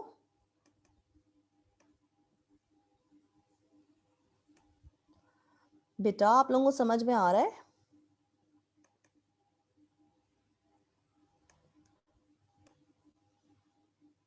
Okay, good. ठीक है, एम्प्लॉय रिकग्निशन प्रोग्राम्स। अब क्या है, हम एम्प्लॉयज़ को बेसिकली हम अपने एम्प्लॉयज़ के ऊपर अटेंटिवली देखेंगे। We will be like giving personal attention and expressing interest. हम शो करेंगे कि yes, we are very much attentive towards you, और हम we are very much interested towards you, knowing you के आप अपना काम बहुत अच्छे तरीके से कर रहे हैं, and we will be appreciating you throughout. और हम आपको अप्रूव भी देंगे, अप्रूवल्स भी देंगे, आपको हम रिवॉर्ड्स भी अकॉर्डिंगली देंगे, बिकॉज आपकी परफॉर्मेंस जो थी वो वाज वेरी गुड, वो वाज वेरी सेटिस्फैक्ट्री। तो एम्प्लॉयज़ को हम रिकॉग्नाइज करेंगे उनके काम को, ताकि देखिए, हमने मैस्लो हायरार्की ऑफ नीड्स के अंदर पढ़ा था, सेल्फ एस्टीम के अंदर, that this will be a level where employees will be seeking recognition. Recognition का मतलब होता है they will be praised for their good job, like job well done, just a simple word, it's a praise, तारीफ। ठीक है, तो हमें appreciation क्या है? तारीफ है। तो हमें अपने एम्प्लॉयज की तारीफ करनी चाहिए, अगर वो अच्छा काम करते हैं तो तारीफ उनकी बनती है, ठीक है। सो उससे क्या होता है, they will be internally motivated, intrinsically motivated. Pay for performance, अब मॉनेटरी टर्म में आ गए हम, मैंने अभी ऊपर वर्ड यूज किया, employee recognition program is actually intrinsic, that is internal, आप एक्सटर्नल कुछ भी नहीं दे रहे एम्प्लॉय को। बट अब जो पे परफॉर्मेंस है, now this will be extrinsic reward. जब भी रिवॉर्ड की बात करते हैं, there are two types of reward, that is intrinsic and extrinsic, right. फिर हम बात करते हैं पे फॉर परफॉर्मेंस। अब now we are paying something, example incentive हो सकता है, प्रॉफिट शेयरिंग हो सकती है, लमसम बोनस हो सकता है, पीस रेट मतलब एक स्पेसिफिक रेट से आपको मल्टीप्लाई किया जाता है, multiply by for example 10% increment of your basic salary. So there has to be some way, some factor through which payment, जहां पे मॉनेटरी तरह से हम आपको रिवॉर्ड कर रहे हैं, ठीक है। अब आगे बढ़ते हैं, ओके। स्टॉक ऑप्शन प्रोग्राम्स, ये भी एक होता है, फॉर एग्जांपल आप कंपनी के अंदर 2% के पार्टनर बन जाए, परचेज कर लें कुछ shares of the company. This we only allow good employees जिनकी परफॉर्मेंस अच्छी होती है as a reward, so they become the 2% owner of the company, and when they are the owner of the company they will be participating more and they will be taking ownership more because अब उनका पैसा भी stake पे लगा हुआ है। Options have value if the stock price rises above the option price. They become worthless if the stock price falls below the option price. They are actually, मुझे आप लोगों को ये प्राइसेस का पता है, options have value if stock price rises above the option price, यानी अगर आपका स्टॉक का प्राइस बढ़ रहा है तो आप फायदे में हैं, अगर आपका स्टॉक प्राइस बढ़ नहीं रहा है, बिलो द ऑप्शन प्राइस है, तो अब आप नुकसान में, ठीक है। तो जब आपने 2% इन्वेस्टमेंट शेयर्स खरीदे हैं, अगर वो बढ़ेगा ऑप्शन प्राइस से तो आप फायदे में हैं, मगर वो नीचे भी तो आ सकता है, तो फिर आपको लॉस भी हो सकता है। तो that is what happens when you become the ownership और you become the percentage owner, so you have to bear both the consequences, that is profit or loss. Now this is the practice guidelines for motivating employees. Basically किसी भी organisation के अंदर हमें ये सारे action plans लेने चाहिए in order to keep our employees motivated. For example, हमें रिकग्नाइज करना चाहिए कि एवरी इंडिविजुअल इज डिफरेंट, और क्योंकि वो इंडिविजुअल डिफरेंट है तो उसकी नीड्स डिफरेंट होंगी, उसके रिवॉर्ड्स डिफरेंट होंगे, उसकी मोटिवेशन फैक्टर्स डिफरेंट होंगे। हर इंडिविजुअल को हम जब किसी भी पोजीशन के लिए, किसी भी जॉब पोजीशन के लिए हायर करते हैं, तो हमें ये देखना चाहिए कि जो स्किल्स उस जॉब के ऊपर रिक्वायर्ड हैं, आया कि उस इंडिविजुअल के अंदर वो स्किल्स परफॉर्म करने के लिए मौजूद हैं या नहीं है। That is what we use the word best fit और match people to the jobs. Use goals, goals should always be smart. You should set specific goals. You should measure the performance of the individual, कितना percent goal achieve हो गया है, attainable है मेरा गोल, realistic है कि नहीं है, एंड देन उसको टाइम बाउंड भी करो, इस साल तुमने ये काम कर लेना है, या इस महीने तुमने ये काम मुझे करके इस हफ्ते तुम्हें सबमिट करवाना है मुझे। Ensure that goals are perceived and attainable. Attainable मैंने तुम्हें पहले ही बोला था कि अटेनेबल होना चाहिए। फिर आप उसको रिवॉर्ड्स उसके अगेंस्ट सेट करते हैं, link rewards to the performance. अगर आपकी परफॉर्मेंस अच्छी होगी तो आपको रिवॉर्ड मिलेगा, अगर आपकी परफॉर्मेंस अच्छी नहीं होगी, अप टू द मार्क नहीं होगी, तो आपका कोई रिवॉर्ड जनरेट नहीं होगा। आपने सिस्टम इक्विटी देखनी चाहिए। इक्विटी का मतलब है बैलेंस मेंटेन करना चाहिए बिटवीन इनपुट एंड आउटपुट। जितना आप एफर्ट डाल रहे हैं उतना आपको पैसे मिल रहे हैं या नहीं मिल रहे हैं। जब इम्बैलेंस होता है तो इनइक्विटी हो जाती है। Use recognition. रिकग्निशन का मतलब है intrinsic motivation, that is you appreciate, you praise your employees, good job, work well done, well done, keep it up, the team performance was highly recommendable. So these are the words through which you can actually recognize your employees work. Show care and concern for employees. भाई देखें, अगर आप recognize कर रहे हैं तो that means you are showing concern and respect towards your employees, और जब तक आप किसी भी employee की respect नहीं करेंगे, you cannot take care of that employee. जब हम इंट्रिंसिक तौर पे मोटिवेशन की बात करते हैं, so we cannot avoid or ignore extrinsic motivation, that is through money. यहां तक अगर किसी स्टूडेंट को कोई भी सवाल है तो मुझसे पूछ लो। If you have any question, you can ask me now.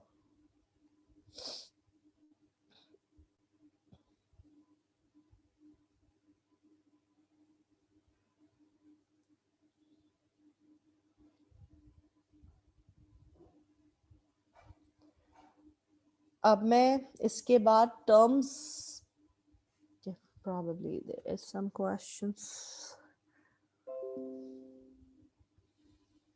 अब प्लीज़ अभी मुझे नहीं वो करना है, कोई अपडेशन मजीद डाउनलोड नहीं करनी, फिर मेरा लैपटॉप अपडेशन पे चला जाएगा। आप प्लीज़ बंद हो जाओ, चुप हो जाओ। तो अच्छा जी, क्लियर हो गया नूर Khan, that's good.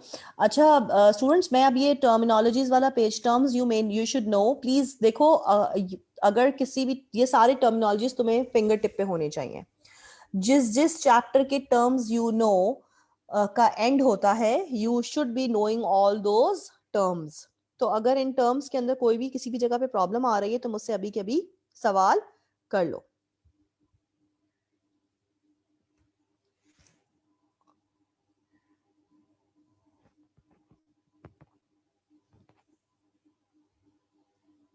Motivation is a driving force which drives you towards your goals. It has three factors: energize, direction, persistence. Hierarchy of need theory, that is Maslow hierarchy of need. पहले आता है basic need, फिर आता है security need, फिर आता है social need, फिर आता है सेल्फ एस्टीम, सबसे आखिर में self actualization. Psychological need is also known as basic need, that is roti kapda makan. Safety need, how safe you are. Social need, how good relationship you have with your peers. Safety need के अंदर basically आपके provident fund, आपकी job के ऊपर कुछ ऐसा तो नहीं आप कर रहे जिससे आपको कोई इलनेस हो जाए, बीमारी हो जाए, ठीक है। Social need, how good interaction you have with your peers, your co-workers, your subordinates. Esteem needs, recognition. Self-actualization, when you have everything, you try to add value to the society, welfare of the society. And at the same time, at this level, 100% need of an individual can never be fulfilled. यहां तक किसी को कोई सवाल?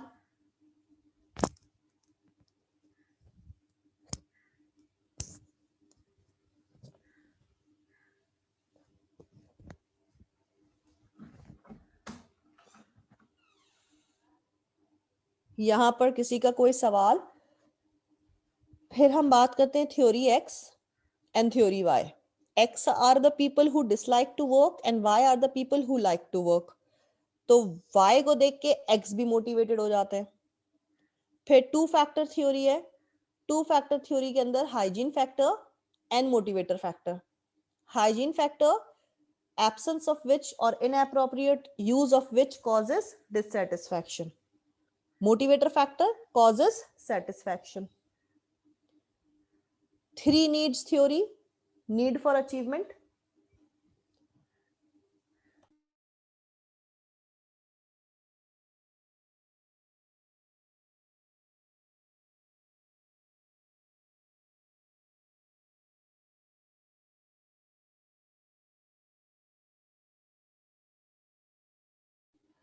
Acha ji, need for achievement, that is, these are the people who actually try to achieve goals, targets, काम करना है, try to achieve task.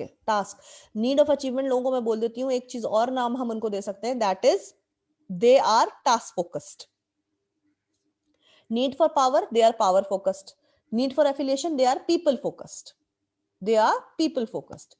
Goal setting theory के अंदर goal should always be smart. Self efficacy when people either have high self efficacy or low self efficacy. High self efficacy, people are confident about their skills and abilities. Low self efficacy, people are not confident on their skills and abilities. Reinforcement theory, again there are two types of reinforcement theory: positive reinforcement, negative reinforcement. Positive reinforcement, when people work keeping rewards in mind. Negative reinforcement, when people work under the threat of being punished. ठीक है। Job design का मतलब होता है job के ऊपर duties करनी होती है, तो ड्यूटीज करने के लिए हर इंडिविजुअल के अंदर स्किल्स होने चाहिए। तो स्किल्स को हम मैच करते हैं with the job requirement, and that is match the job with the people's skill. Job का स्कोप क्या है, आपको इसमें फ्यूचर में लॉन्ग टर्म में किस तरह से फायदा हो सकता है। जॉब इनलार्जमेंट, एक ही पोजीशन के ऊपर रहते हुए आपके टास्क की फ्रीक्वेंसी बढ़ा दी जाए। जॉब इनरिचमेंट, जॉब इनरिचमेंट का मतलब होता है अब आपको वर्टिकल यानी प्रमोशन मिल सकता है based on your good performance. Job depth भी वर्टिकल होता है। जॉब कैरेक्टरिस्टिक जेसीएम मॉडल हमने देखा था, 5 कोर फैक्टर थे जिनको हमने मैच किया था जॉब रिक्वायरमेंट्स के साथ एंड पर्सनल स्किल्स के साथ।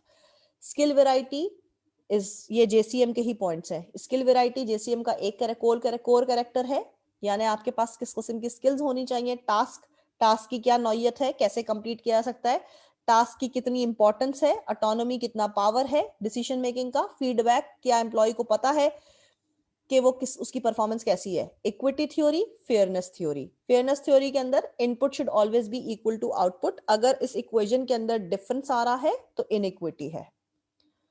ठीक है। रेफरेंस डिस्ट्रीब्यूटिव जस्टिस के सबको बराबर रिवॉर्ड तकसीम किया जा रहा है, हर इंडिविजुअल को उसके इनपुट के हिसाब से रिवॉर्ड मिल रहा है या नहीं मिल रहा है। प्रोसीजर फेयर प्रोसेस है जिससे हम अप्रेजल कर रहे हैं, रिवॉर्ड कर रहे हैं। Expectancy theory, high efforts will lead to high performance, will lead to high rewards, will lead to high satisfaction of needs. Compressed work week, compressed work week का मतलब है सिर्फ ना हमें अपने टाइम फ्रेम को डिसाइड नहीं करना चाहिए 9 to 5 वाला ही हमें काम करना है या 8 to 5 वाला ही काम करना है। कभी आवर्स बढ़ भी जाएंगे, कभी आवर्स कम भी हो सकते हैं, जिसको कि हम इन अदर वर्ड्स कह रहे होते हैं flexible working hours. Job sharing, एक ही काम को 2 लोग मिलके कर लें।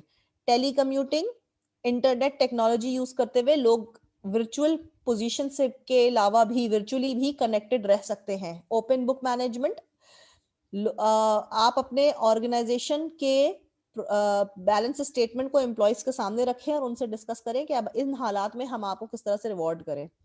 एम्प्लॉय रिकॉग्निशन प्रोग्राम, एम्प्लॉय की अच्छी कारकर्दगी को सराहा जाए, उसके अच्छे इनपुट को रिकॉग्नाइज किया जाए, उसके अच्छे काम को। Pay performance programs, you should be rewarded accordingly, incentives आपको मिलने चाहिए as per your performance. Stock option 2% आपको, जैसे मैंने एग्जांपल दी थी कि आप कुछ परसेंटेज ऑफ स्टॉक्स बाय कर ले, बट जिस वक्त आप बाय कर रहे होते हैं ऑफ कोर्स कुछ आपको फायदा नजर आता है, बट अगर ऑर्गेनाइजेशन के अंदर जब आप ओनर हो जाते हैं, परसेंटेज ओनर हो जाते हैं, so you have to take part in both profit and loss, god forbid. ठीक है जी। So this is the end of the chapter. यहाँ पर किसी स्टूडेंट को कोई भी सवाल है तो बेटा प्लीज मुझसे कर लीजिए आप लोग। I hope it's clear and I don't get, वैसे खैर तो ये रिकॉर्डेड लेक्चर्स हैं, so people might be sleeping now and they will be attending the recorded classes, but this is not actually fair. ठीक है, दोपहर में क्लास रखो तो भी हालात ये होते हैं, अल्लाह बेहतर जानता है आप लोग पेपर किस तरीके से देंगे and how you are actually expecting to pass. अच्छा जी, मैं दूसरी स्लाइड शेयर कर रही हूँ अब। Let me just open the second slide.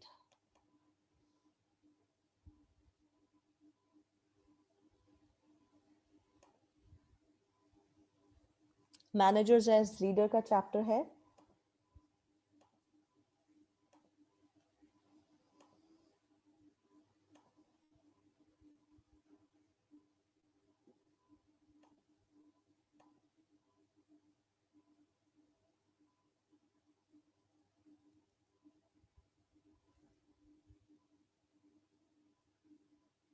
अच्छा, सबसे पहले तो हम बात करते हैं कि what actually is a difference between a leader and a manager. ठीक है, what is the difference between a leader and a manager. Slide नजर आ रही है सारे बच्चों को? मैं स्लाइड मूव कर रही हूँ। लर्निंग आउटकम्स हम स्किप कर देते हैं बिकॉज हम terms you may know and you should know, हम उसको लास्ट में डिस्कस कर रहे हैं, that is what is the learning outcome. तो मुझे बताएं, यहाँ से मैं स्टार्ट कर रही हूँ। स्लाइड आपको मूव होती हुई नजर आ रही है?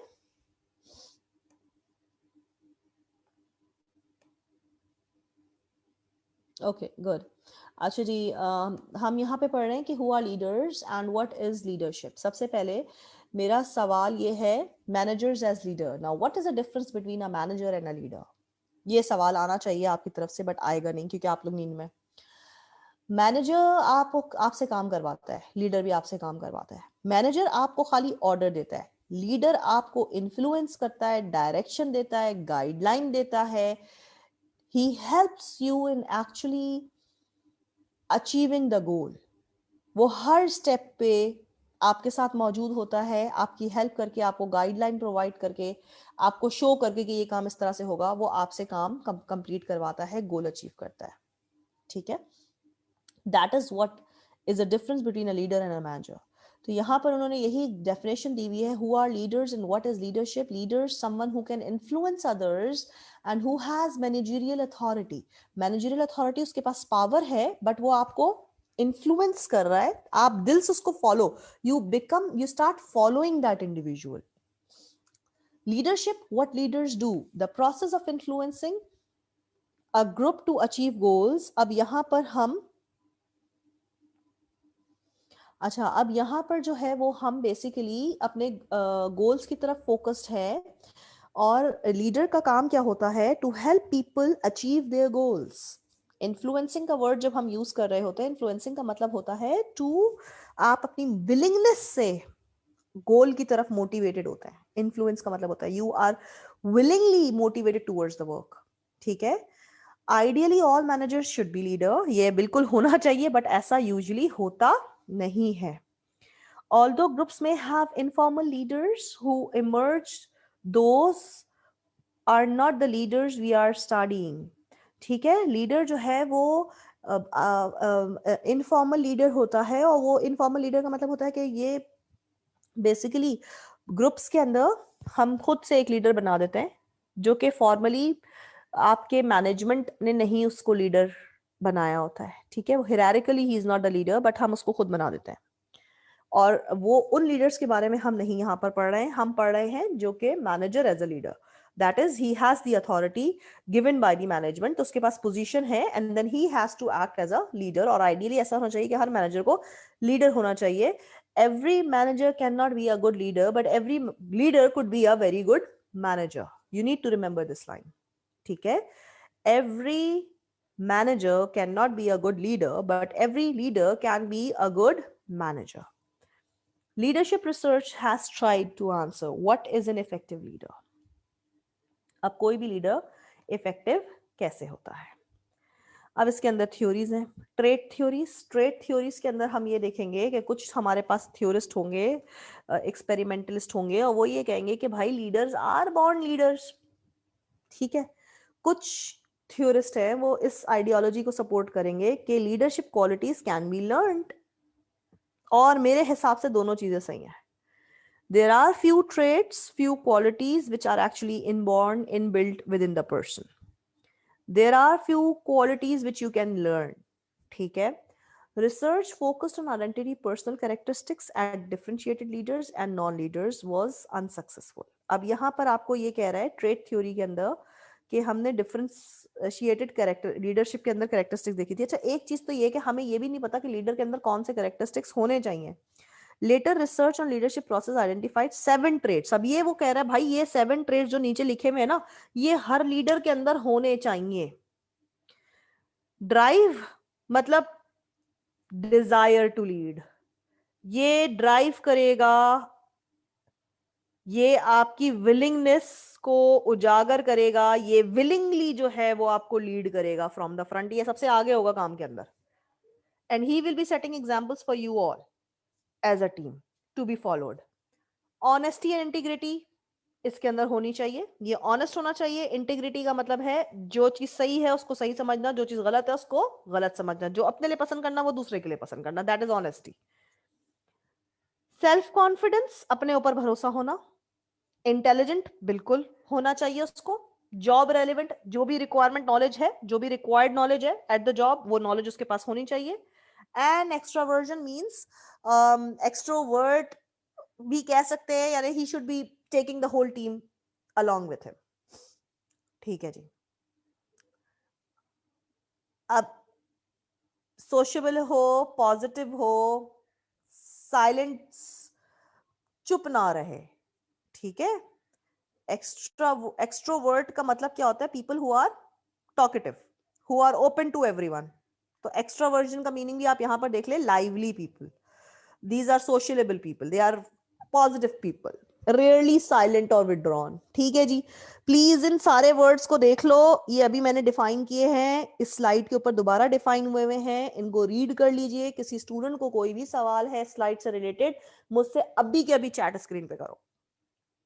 अब तुम लोग की पिटाई होने वाली है, तुम लोग सब सो रहे हो और कुछ नहीं, सवाल आ ही नहीं रहे, ना यस नो का कोई जवाब भी नहीं आ रहा था।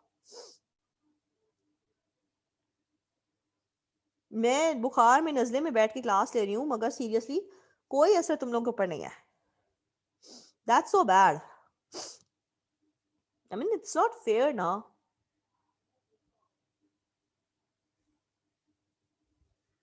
हालांकि मैंने पूरी दिन की क्लास कैंसिल की हुई है, बट मैंने कहा चलो घर से क्लास लेनी है, इतना बड़ा मसला नहीं कि जाना नहीं है। क्या है, थोड़ा फ्लू फीवर बुखार है, I can sit at home, यूं कान जिशाने पे जिशाना पी रही हूँ, अदरक वाली चाय पी रही हूँ, फिर भी क्लास लेनी हो, तुम लोगों को कोई असर नहीं है। अंडरस्टूड, वाओ क्या बात है। कोई और, कोई क्लियर, किसी को कोई क्वेश्चन है तो पूछ लो। Noor Khan is very prompt with replying it.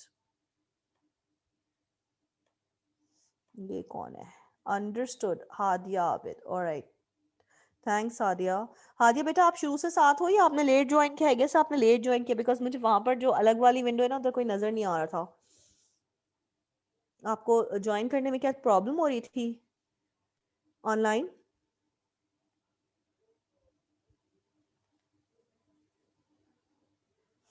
Okay, anyways we are moving ahead. हाँ join, you have join late, alright that's okay. आप रिकॉर्डिंग प्लीज सुन लीजिएगा।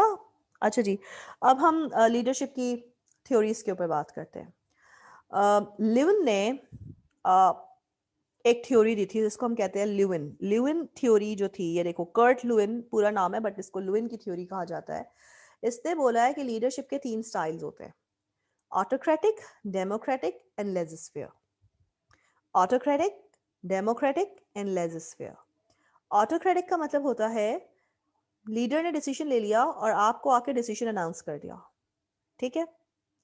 अब लीडर यहाँ पर आपसे नहीं पूछ रहा एज एन एम्प्लॉय कि आप क्या महसूस करते हैं, आपका क्या ओपिनियन है। No, he is not asking you, he is just informing you, he is just announcing he has taken the decision, he has made the decision, and he is actually announcing and informing you about the decision. अब आप अपना input नहीं दे सकते। Democratic, यहाँ पर basically वो बेचारा अच्छा लीडर होता है, ठीक है, वो कहता है कि नहीं जी, मेरे लोगों की राय मेरे लिए बहुत जरूरी है, सो वो अब आपको इन्वॉल्व रखता है। डिसीजन मेकिंग अभी भी वही कर रहा है, बट आपका ओपिनियन डिसीजन के अंदर शामिल किया जाएगा। लेजिस्फेयर के अंदर अब वो एब्डिकेट कर रहा है। एब्डिकेट मीन्स दस्तबरदार कर रहा है कि भाई हैंड्स ऑफ मैनेजमेंट, वो हैंड्स ऑफ कर देता है। वो कहते हैं जी आप डिसीजन ले लीजिएगा and just keep me informed, मुझे बता देना। अब इसकी एग्जांपल दे रही तुम लोगों को।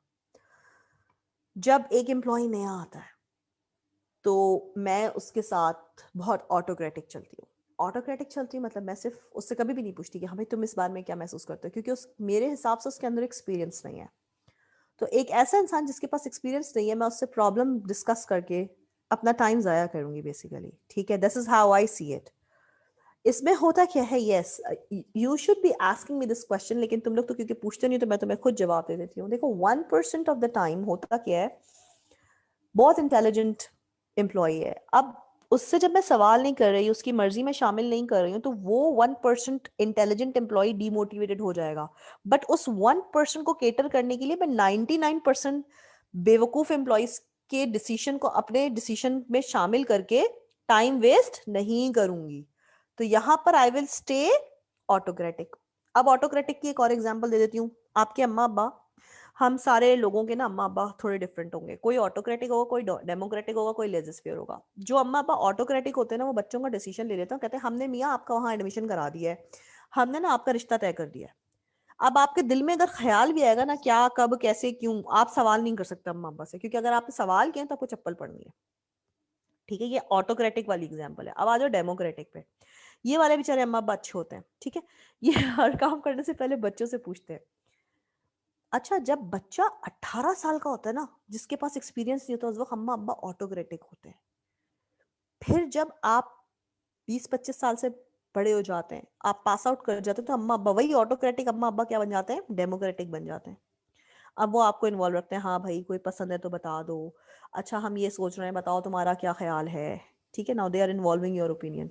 फिर जब आप 30+ हो जाते हैं या 35+ हो जाते हैं, तो अम्मा अब्बा बेचारे जो कहते हैं भाई तुम ये काम कर लेना, हमें बुला लेना, just invite us.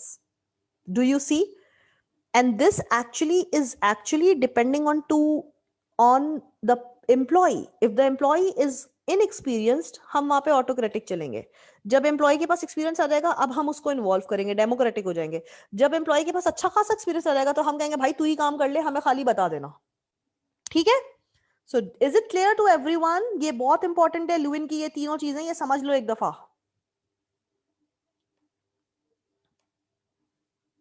Is it clear to everyone? Okay, good.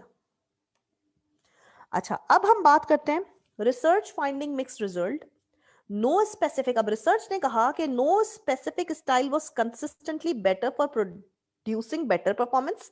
यानी मैंने तुम्हें यही कहा ना कि जो अम्मा अब्बा पहले ऑटोक्रेटिक चल रहे थे, जब तुम एक्सपीरियंस्ड हो गए, तुम काबिल हो गए, तो वही अम्मा अब्बा डेमोक्रेटिक हो गए।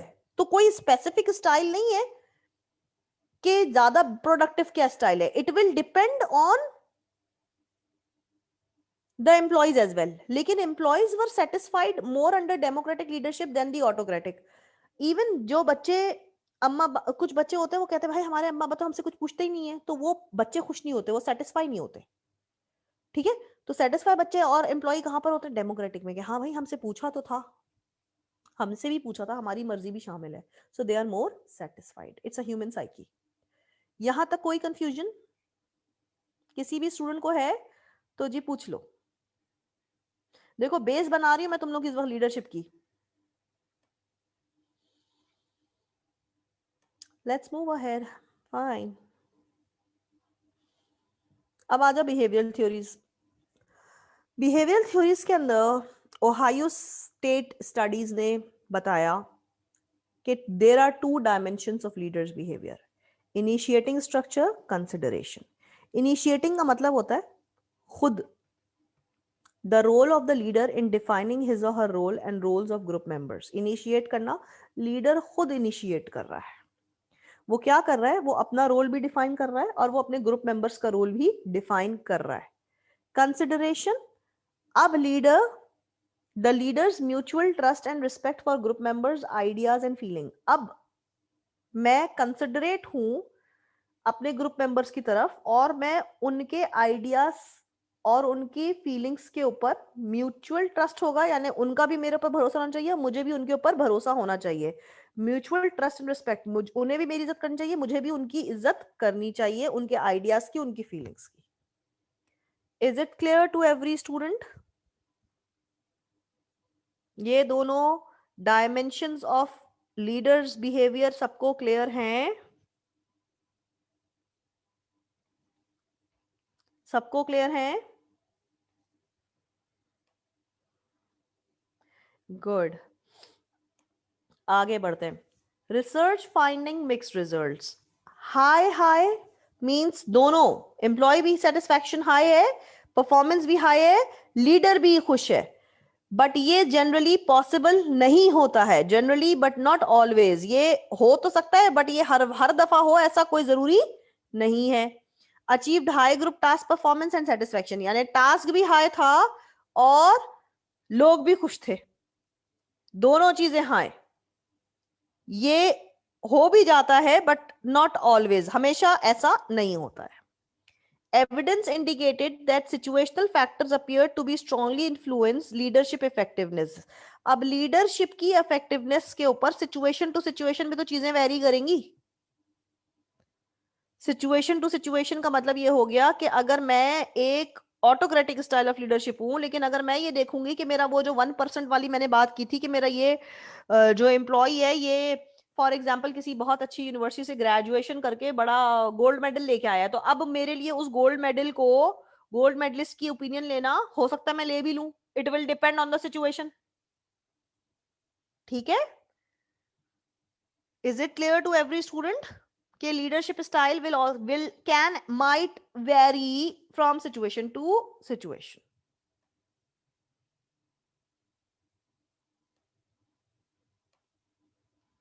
गुड। अब मिशिगन ने बोला there are two types of leaders behavior, one is employee oriented and the other is task oriented. task oriented को इन्होंने नाम दे दिया है प्रोडक्शन ओरिएंटेड, आगे टास्क ही लिखा हुआ है अगर देखो तो। मैं तुम लोगों को यही बोल रही हूँ, लीडरशिप की पूरी जो थ्योरीज है ना, सारी की सारी इन चीजों पे चलेंगी कि ट्रेट थ्योरीज के कुछ क्वालिटीज होनी चाहिए लीडर के अंदर। दूसरा वो ये क्या बोल रहा है कि 3 स्टाइल है, ऑटोक्रेटिक, डेमोक्रेटिक, लेजिस्फेयर। और तीसरी उसने बात ये कर दी है कि 2 टाइप के डायमेंशन हैं। क्या है भाई? या तो वो एम्प्लॉय बिहेवियर की तरफ, एम्प्लॉय पीपल ओरिएंटेड होगा, या वो टास्क ओरिएंटेड होगा। पीपल ओरिएंटेड या टास्क ओरिएंटेड। यहां पे ये बोल रहा है कि जो एम्प्लॉय ओरिएंटेड है, leaders who are employee oriented are strongly associated with high group productivity and high job satisfaction. लोग एम्प्लॉय ओरिएंटेड लीडर को पसंद करते हैं। ठीक है, जाहिर सी बात है, हम अब उस वक्त भी ये कह रहे थे कि जो डेमोक्रेटिक स्टाइल ऑफ लीडरशिप है वो बेस्ट है, तो एम्प्लॉय ओरिएंटेड लीडर्स को लोग पसंद करते हैं। अब हम बात करते हैं मैनेजरियल ग्रिड के ऊपर, और ग्रिड मेरे ख्याल से अगले पेज पे ये ड्रॉ हुई है। यहाँ देखो, ये ब्लेक एंड मोर्टन की ग्रिड है। यहाँ पे कहीं पे नाम लिखा हुआ है ब्लेक एंड मोर्टन का? नहीं लिखा हुआ है। चलो जी, मैं तुम्हें बता देती हूँ, यहाँ शायद लिखा हुआ होगा ब्लेक एंड मोर्टन। ये देखे, ठीक है, ये ब्लेक एंड मोर्टन की ग्रिड है। Blake, Robert R Blake, Blake and Mouton, MOUTON, Mouton, Blake and Mouton की ग्रिड है। ये मैंने इसको देखो नाम भी कैसे मोर्टन से याद रखा होता। Mouton used to be a drama which used to come on, I don't know, when I was a kid. तो मैंने इस ग्रिड को उस ब्लेक एंड मोर्टन के नाम से याद कर लिया है। तुम लोग भी ऐसे ही याद कर लो, ठीक है। अब क्या हो रहा है, देखो बेटा, ये पॉइंट्स हैं। यहाँ पे क्या है, कंसर्न फॉर द पीपल, और यहाँ पे क्या है, कंसर्न फॉर द टास्क। जो ये 1-1 है या 1-9 है, ये इतना अच्छा नहीं है। 1-1 में तो दोनों चीजें ही लो हैं, तो ये सबसे बेकार किस्म का लीडर है, इसको तो क्रॉस कर दो। 1-9 के अंदर देखो, हम जब सिर्फ पीपल ओरिएंटेड है तो हम क्या करते हैं, पार्टी करते हैं ना। कहाँ जाके करते हैं? क्लब में करते हैं, कंट्री क्लब मैनेजमेंट। यहाँ पे क्या है, हम सिर्फ पीपल फोकस्ड है, हम जो है काम की तरफ इतना फोकस नहीं है। We are not focused towards the work, ठीक है। Whereas this is the middle of the road, that is जहां पर हम काम भी आधा कर रहे हैं और हम आधा पीपल फोकस भी है, depending on the situation. Now this is from here actually it's acceptable, ठीक है। 9-9, you know, team management work is highest, ideal, ये आइडियल है, ठीक है। Work accomplishment from committed people and interdependence through a common stake and organization purpose leaders leads to relationship of trust and respect। ये ideal situation है कि management and लोगों को, high performers को एक दूसरे के ऊपर ट्रस्ट एंड रिस्पेक्ट होता है, एंड कॉमन स्टेक चीजें होती है, and performance is exceptionally good. ये आइडियल सिचुएशन है। 9-1 task management, this is actually efficiency operation, efficiency that is using minimum resources trying to give the maximum output। यहाँ पर हम people focus सिर्फ 1 है इस जगह पर, बट टास्क फोकस्ड हम 9 पे हैं, which is actually the very good point from management. अगर आप मैनेजमेंट के स्टाइल से देखें, this is the best style of working. यहां पर किसी को भी कोई भी सवाल है बच्चों? Any question? किसी भी बच्चे के जहन में ब्लेक एंड मोर्टन के ग्रिड को लेके कोई सवाल है तो जी कर लो। ब्लेक एंड मोर्टन के ग्रिड के ऊपर किसी स्टूडेंट को कोई सवाल है तो प्लीज कर लीजिए।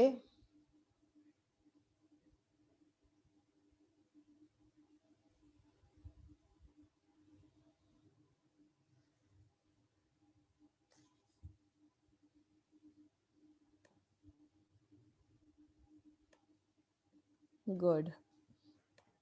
अगला पॉइंट है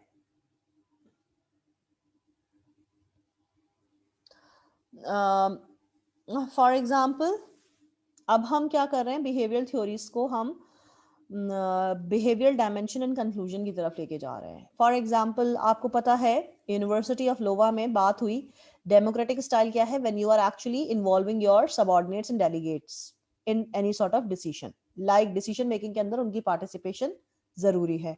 ऑटोक्रेटिक के अंदर यू आर डिक्टेटिंग, आपने डिसीजन ले लिया और आप जाकर के खाली अनाउंस कर रहे हैं, you are just informing, you are not involving your employees। Laissez faire, now आप abdicate कर रहे हैं, giving up group the freedom to make the decision and complete the work, ठीक है। अब इसका कंक्लूजन क्या था? इसका कंक्लूजन, जो हमने अभी तक चीजें डिस्कस की है, ये इस स्लाइड के ऊपर बहुत अच्छे से कंक्लूसिवली लिखा हुआ है। अगर तुम लोग उन स्लाइड्स को छोड़ के ये स्लाइड कर लो तो ज्यादा बेटर है। कंक्लूजन क्या है? कंक्लूजन के अंदर ये लिखा हुआ था कि लोग डेमोक्रेटिक स्टाइल ज्यादा पसंद करते हैं, ठीक है।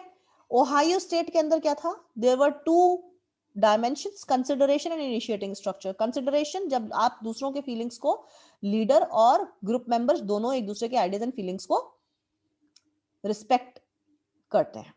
Initiating structure, structures work and work relationships to meet job goals.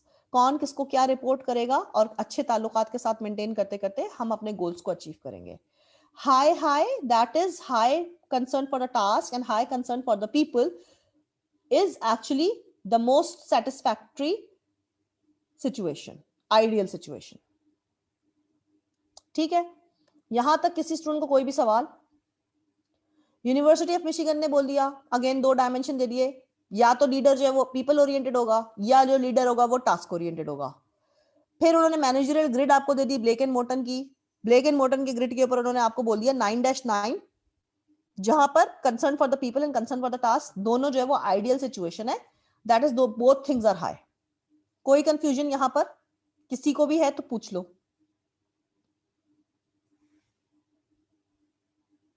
If you have any question, you can ask me now. किसी को कोई सवाल ही नहीं आ रहा है, मजे की बात है।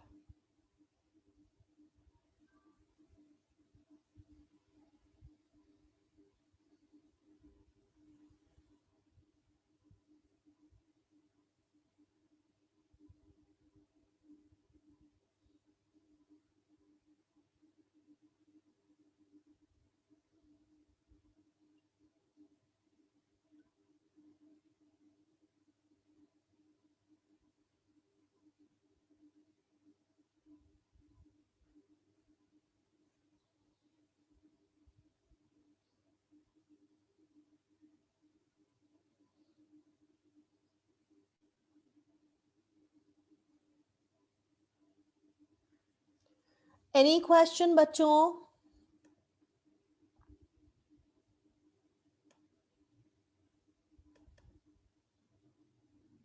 If you have any question, please ask me now. सब क्लियर है? ठीक है, आगे बढ़ जाते हैं।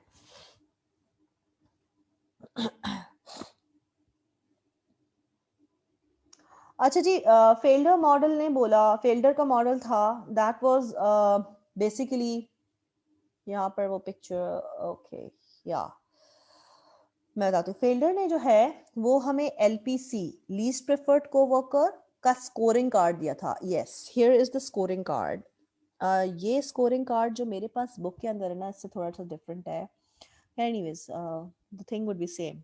ठीक है, हम बात कर रहे हैं सिचुएशन की। सिचुएशन या तो हाईली फेवरेबल होती है या सिचुएशन हाईली अनफेवरेबल होती है। हाईली फेवरेबल सिचुएशन के अंदर और हाईली अनफेवरेबल सिचुएशन के अंदर कौन सा जो स्ट्रक्चर है वो बेहतर होता है? बेसिकली क्या होता है, यू हैव टू बी, यहां पर देखें, that is task oriented. Highly favourable और हाईली अनफेवरेबल, हाईली फेवरेबल और हाईली अनफेवरेबल में आप यहां देखें दोनों जगह क्या है, ये वाली लाइन एंड देन ये वाली line, that is task oriented. जब सिचुएशन जो है वो मॉडरेट होती है, moderate means performance is not that good, relationship oriented ज्यादा बेहतर होता है, ताकि आप लोगों को या तो फेवरेबल सिचुएशन के अंदर ट्रांसफर कर दें या लोगों को अनफेवरेबल सिचुएशन में ट्रांसफर कर दें।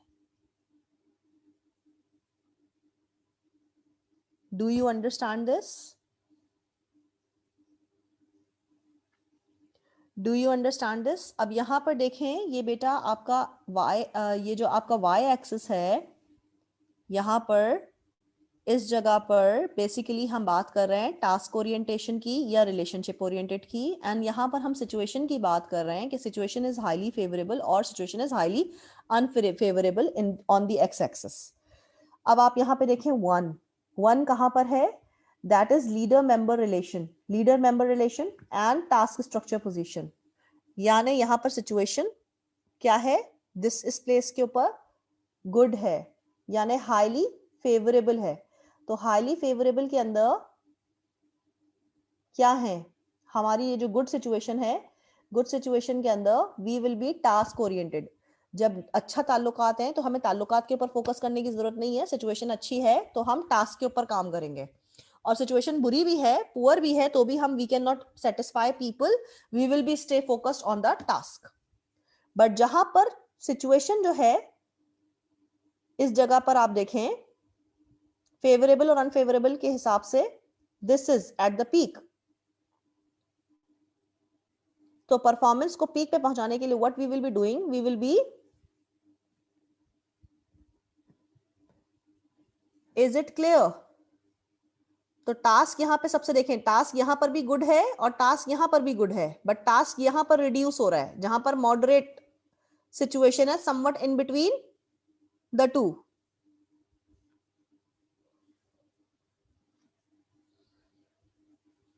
Is it clear to you students? अब मैं यहां पे पढ़ रही हूं, यहां देखो, इसकी थ्योरी पढ़ लेते हैं, अगर तुम्हें वहां से कंफ्यूजन हो रही है तो थ्योरी से देख लो। Proposes that effective group performance depends upon the proper match between leadership style of interacting with the followers and the degree to which the situation allows the leader to control the influence. Situation, that is situation is good, favorable or unfavorable, as well as leadership style. Leadership style में या तो people oriented है या task oriented है. A certain leadership style should be most effective in the different situations. Leaders do not readily change leadership style. Leaders अपना style change नहीं करते हैं. Matching the leader to the situation or changing the situation to make it favorable to the leader is required. ठीक है, अब यहां पर क्या बोल रहा है, लीस्ट एलपीसी कोवर्कर्स क्वेश्चनेयर। हमने एक क्वेश्चनेयर बनाया और हमने उसकी ग्रिड को काउंट किया, तो जो लीस्ट प्रेफर्ड कोवर्कर था, वो लीस्ट प्रेफर्ड कोवर्कर इसलिए था क्योंकि that person was not people oriented. High score, देखो लीस्ट प्रेफर्ड कोवर्कर यानी यहां पर लो स्कोर कौन करेगा, जो कि टास्क ओरिएंटेड होगा। दैट इज, लोगों ने प्रेफर ही नहीं किया इसको क्योंकि ये टास्क ओरिएंटेड था। लोग किसको प्रेफर करेंगे, जो कि रिलेशनशिप ओरिएंटेड है। इज इट क्लियर बच्चों? मुझे प्लीज जवाब दीजिए चैट स्क्रीन के ऊपर, इज इट क्लियर? लोग किसको प्रेफर करेंगे, किसके साथ प्रेफर करेंगे काम करना, जो लोगों से अच्छे ताल्लुकात रखता है। जो लोगों से अच्छे ताल्लुकात नहीं रखता है, जो सिर्फ काम की तरफ फोकस होता है, उसको लोग उसके साथ काम करना प्रेफर नहीं करेंगे। He will be scoring less. Situation factor in matching leader to situation, that is leader member relation, task structure and position power. ये तीन फैक्टर्स हैं और ये तीन फैक्टर्स इस स्लाइड के अंदर क्लियर हो गए हैं। अगर सिचुएशन फेवरेबल है या सिचुएशन हाईली अनफेवरेबल है तो हमें टास्क ओरिएंटेड होना चाहिए। अगर सिचुएशन समवट इन बिटवीन है तो हमें रिलेशनशिप ओरिएंटेड होना चाहिए, ताकि हम या तो लोगों को रिलेशनशिप ओरिएंटेड करके फेवरेबल में ट्रांसफर कर दें या अनफेवरेबल में ट्रांसफर कर दें। Is it clear to every student here? बच्चों प्लीज मुझे चैट स्क्रीन के ऊपर यस या नो बोल दो, खुदा के लिए जवाब ही नहीं दे रहे होते।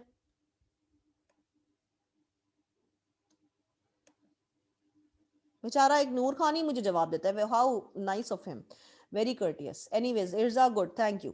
वापस आ जाते हैं, ठीक है, आई एम मूविंग अहेड।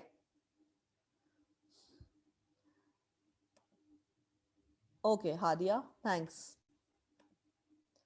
अच्छा जी, अब हम बात करते हैं Blanchard situation, Hersey and Blanchard situation. ठीक है, अब यहां पर क्या है, इसने आर्ग्यू किया कि जो successful leadership is achieved by selecting the right leadership style which is contingent on the level of the followers readiness.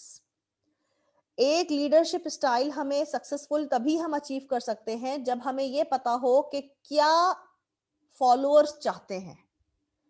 Acceptance, leader उस वक्त इफेक्टिव होगा जब उसके फॉलोअर ने उसको एक्सेप्ट कर लिया है या रिजेक्ट कर लिया है। जब एक्सेप्ट कर लिया है तो इफेक्टिव हो जाएगा। रेडीनेस, रेडीनेस का मतलब है उसको तैयार है काम करने के लिए, willingness to accomplish specific task, readiness for the task. अब फॉलोअर्स तैयार हैं टास्क करने के लिए, ये भी जरूरी है। अगर फॉलोअर्स तैयार नहीं है काम करने के लिए तो कोई फायदा नहीं है, फिर कोई फर्क नहीं पड़ेगा, अच्छा लीडर हो या बुरा लीडर हो। Leader must control over the contact with the followers as they become more competent. जैसे जैसे हमारे एम्प्लॉयज एक्सपीरियंस होते जाते हैं, कंपीटेंट होते जाते हैं, वो उन्हें जो है काम के ऊपर एक तरीके से we say that they become more experience और with experience they learn more things, they are now more competent. तो क्या होता है कि हमें लीडर्स को कंट्रोल करना चाहिए, उनके साथ कांटेक्ट रखना चाहिए, उनसे उनसे मशवरा करना चाहिए, उनको इन्वॉल्व रखना चाहिए in the decision making, so that they are happy, they are satisfied. Contingency theory का मतलब क्या होता है? इफ एंड देन थ्योरी, जहां पर हमारे पास प्लान ए प्लान बी सब कुछ होना चाहिए। अब इसके अंदर ब्लैंकार्ड के सिचुएशनल लीडरशिप के अंदर these are the 4 points. Alright, now एक डायग्राम मैं रेट कर रही हूँ, if I have the diagram here. No, diagram नहीं है। चले जी आगे आते हैं। I have the other book, उसके अंदर डायग्राम से बहुत अच्छे से एक्सप्लेन हुआ, बट दैट्स ओके। यहाँ आ जाते हैं। अब हमारे पास चीजें हैं। टेलिंग, एक क्वांटम बना हुआ था, क्वांटम समझ लो, एक लाइन मैंने ड्रॉ कर दिया है। मैं एक लाइन ड्रॉ कर दूं, उस एक लाइन के अंदर जैसे ऑटोक्रेटिक, डेमोक्रेटिक एंड लेजिस्फेयर आता है, ठीक है? तो ऑटोक्रेटिक में बेसिकली क्या होता है? लीडर खुद डिसीजन ले रहा होता है। जब लीडर डिसीजन ले रहा है तो वो जाके सिर्फ और सिर्फ टेल कर रहा है। यहां पर high task and low relationship, we have taken the decision, task तो अचीव हो रहा है मगर ताल्लुकात जो हैं वो अच्छे नहीं हैं, इसीलिए मैं आपसे मशवरा करना जरूरी नहीं समझ रही हूं। कोई कंफ्यूजन टेलिंग के अंदर किसी को? We are now not involving, the leader is taking the decision and we are just informing the people.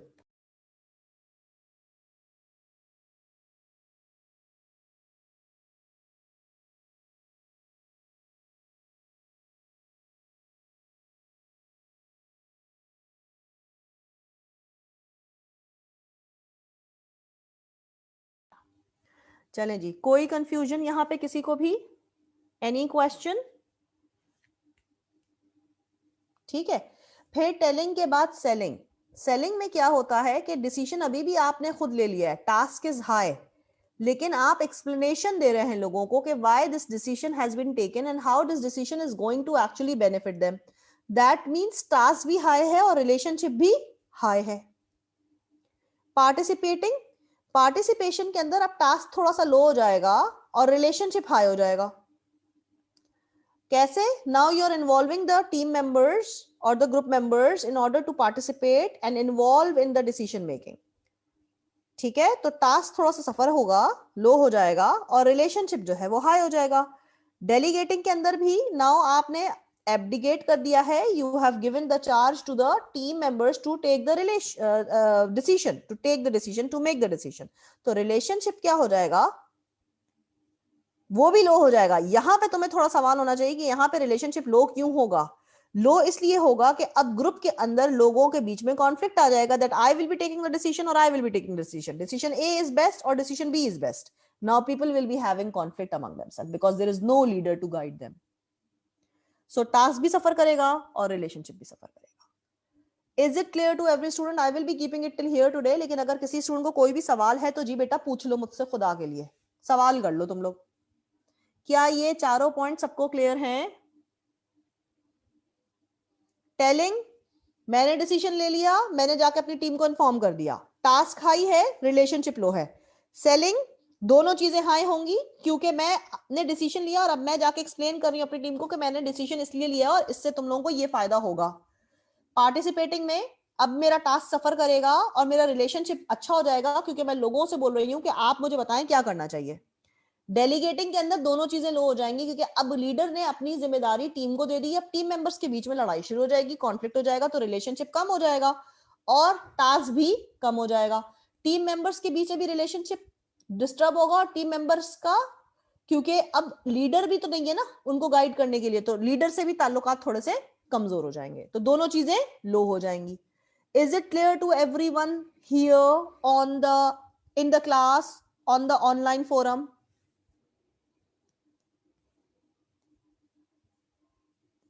Is it clear बेटा? प्लीज जवाब दे दो।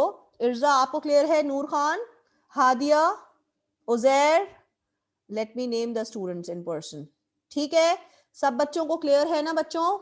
ठीक है, अब मैं आज प्लीज याद रखिएगा, कल की क्लास हम यहीं से स्टार्ट करेंगे, चैप्टर नंबर 16 के स्लाइड नंबर 19 से। ठीक है, आई होप कि ये सबको क्लियर है। यहां तक आप लोग रीड कर लीजिएगा। हादिया, आपने लेट ज्वाइन किया था। देर आर फ्यू स्टूडेंट्स जिनका मैसेज मेरे पास आया हुआ है कि लोड शेडिंग की वजह से they are not able to join, या whatever the reason is, you guys can listen to the recorded lecture. और किसी को भी यहां तक किसी भी पॉइंट के अंदर प्रॉब्लम आएगा, so you guys can ask me here.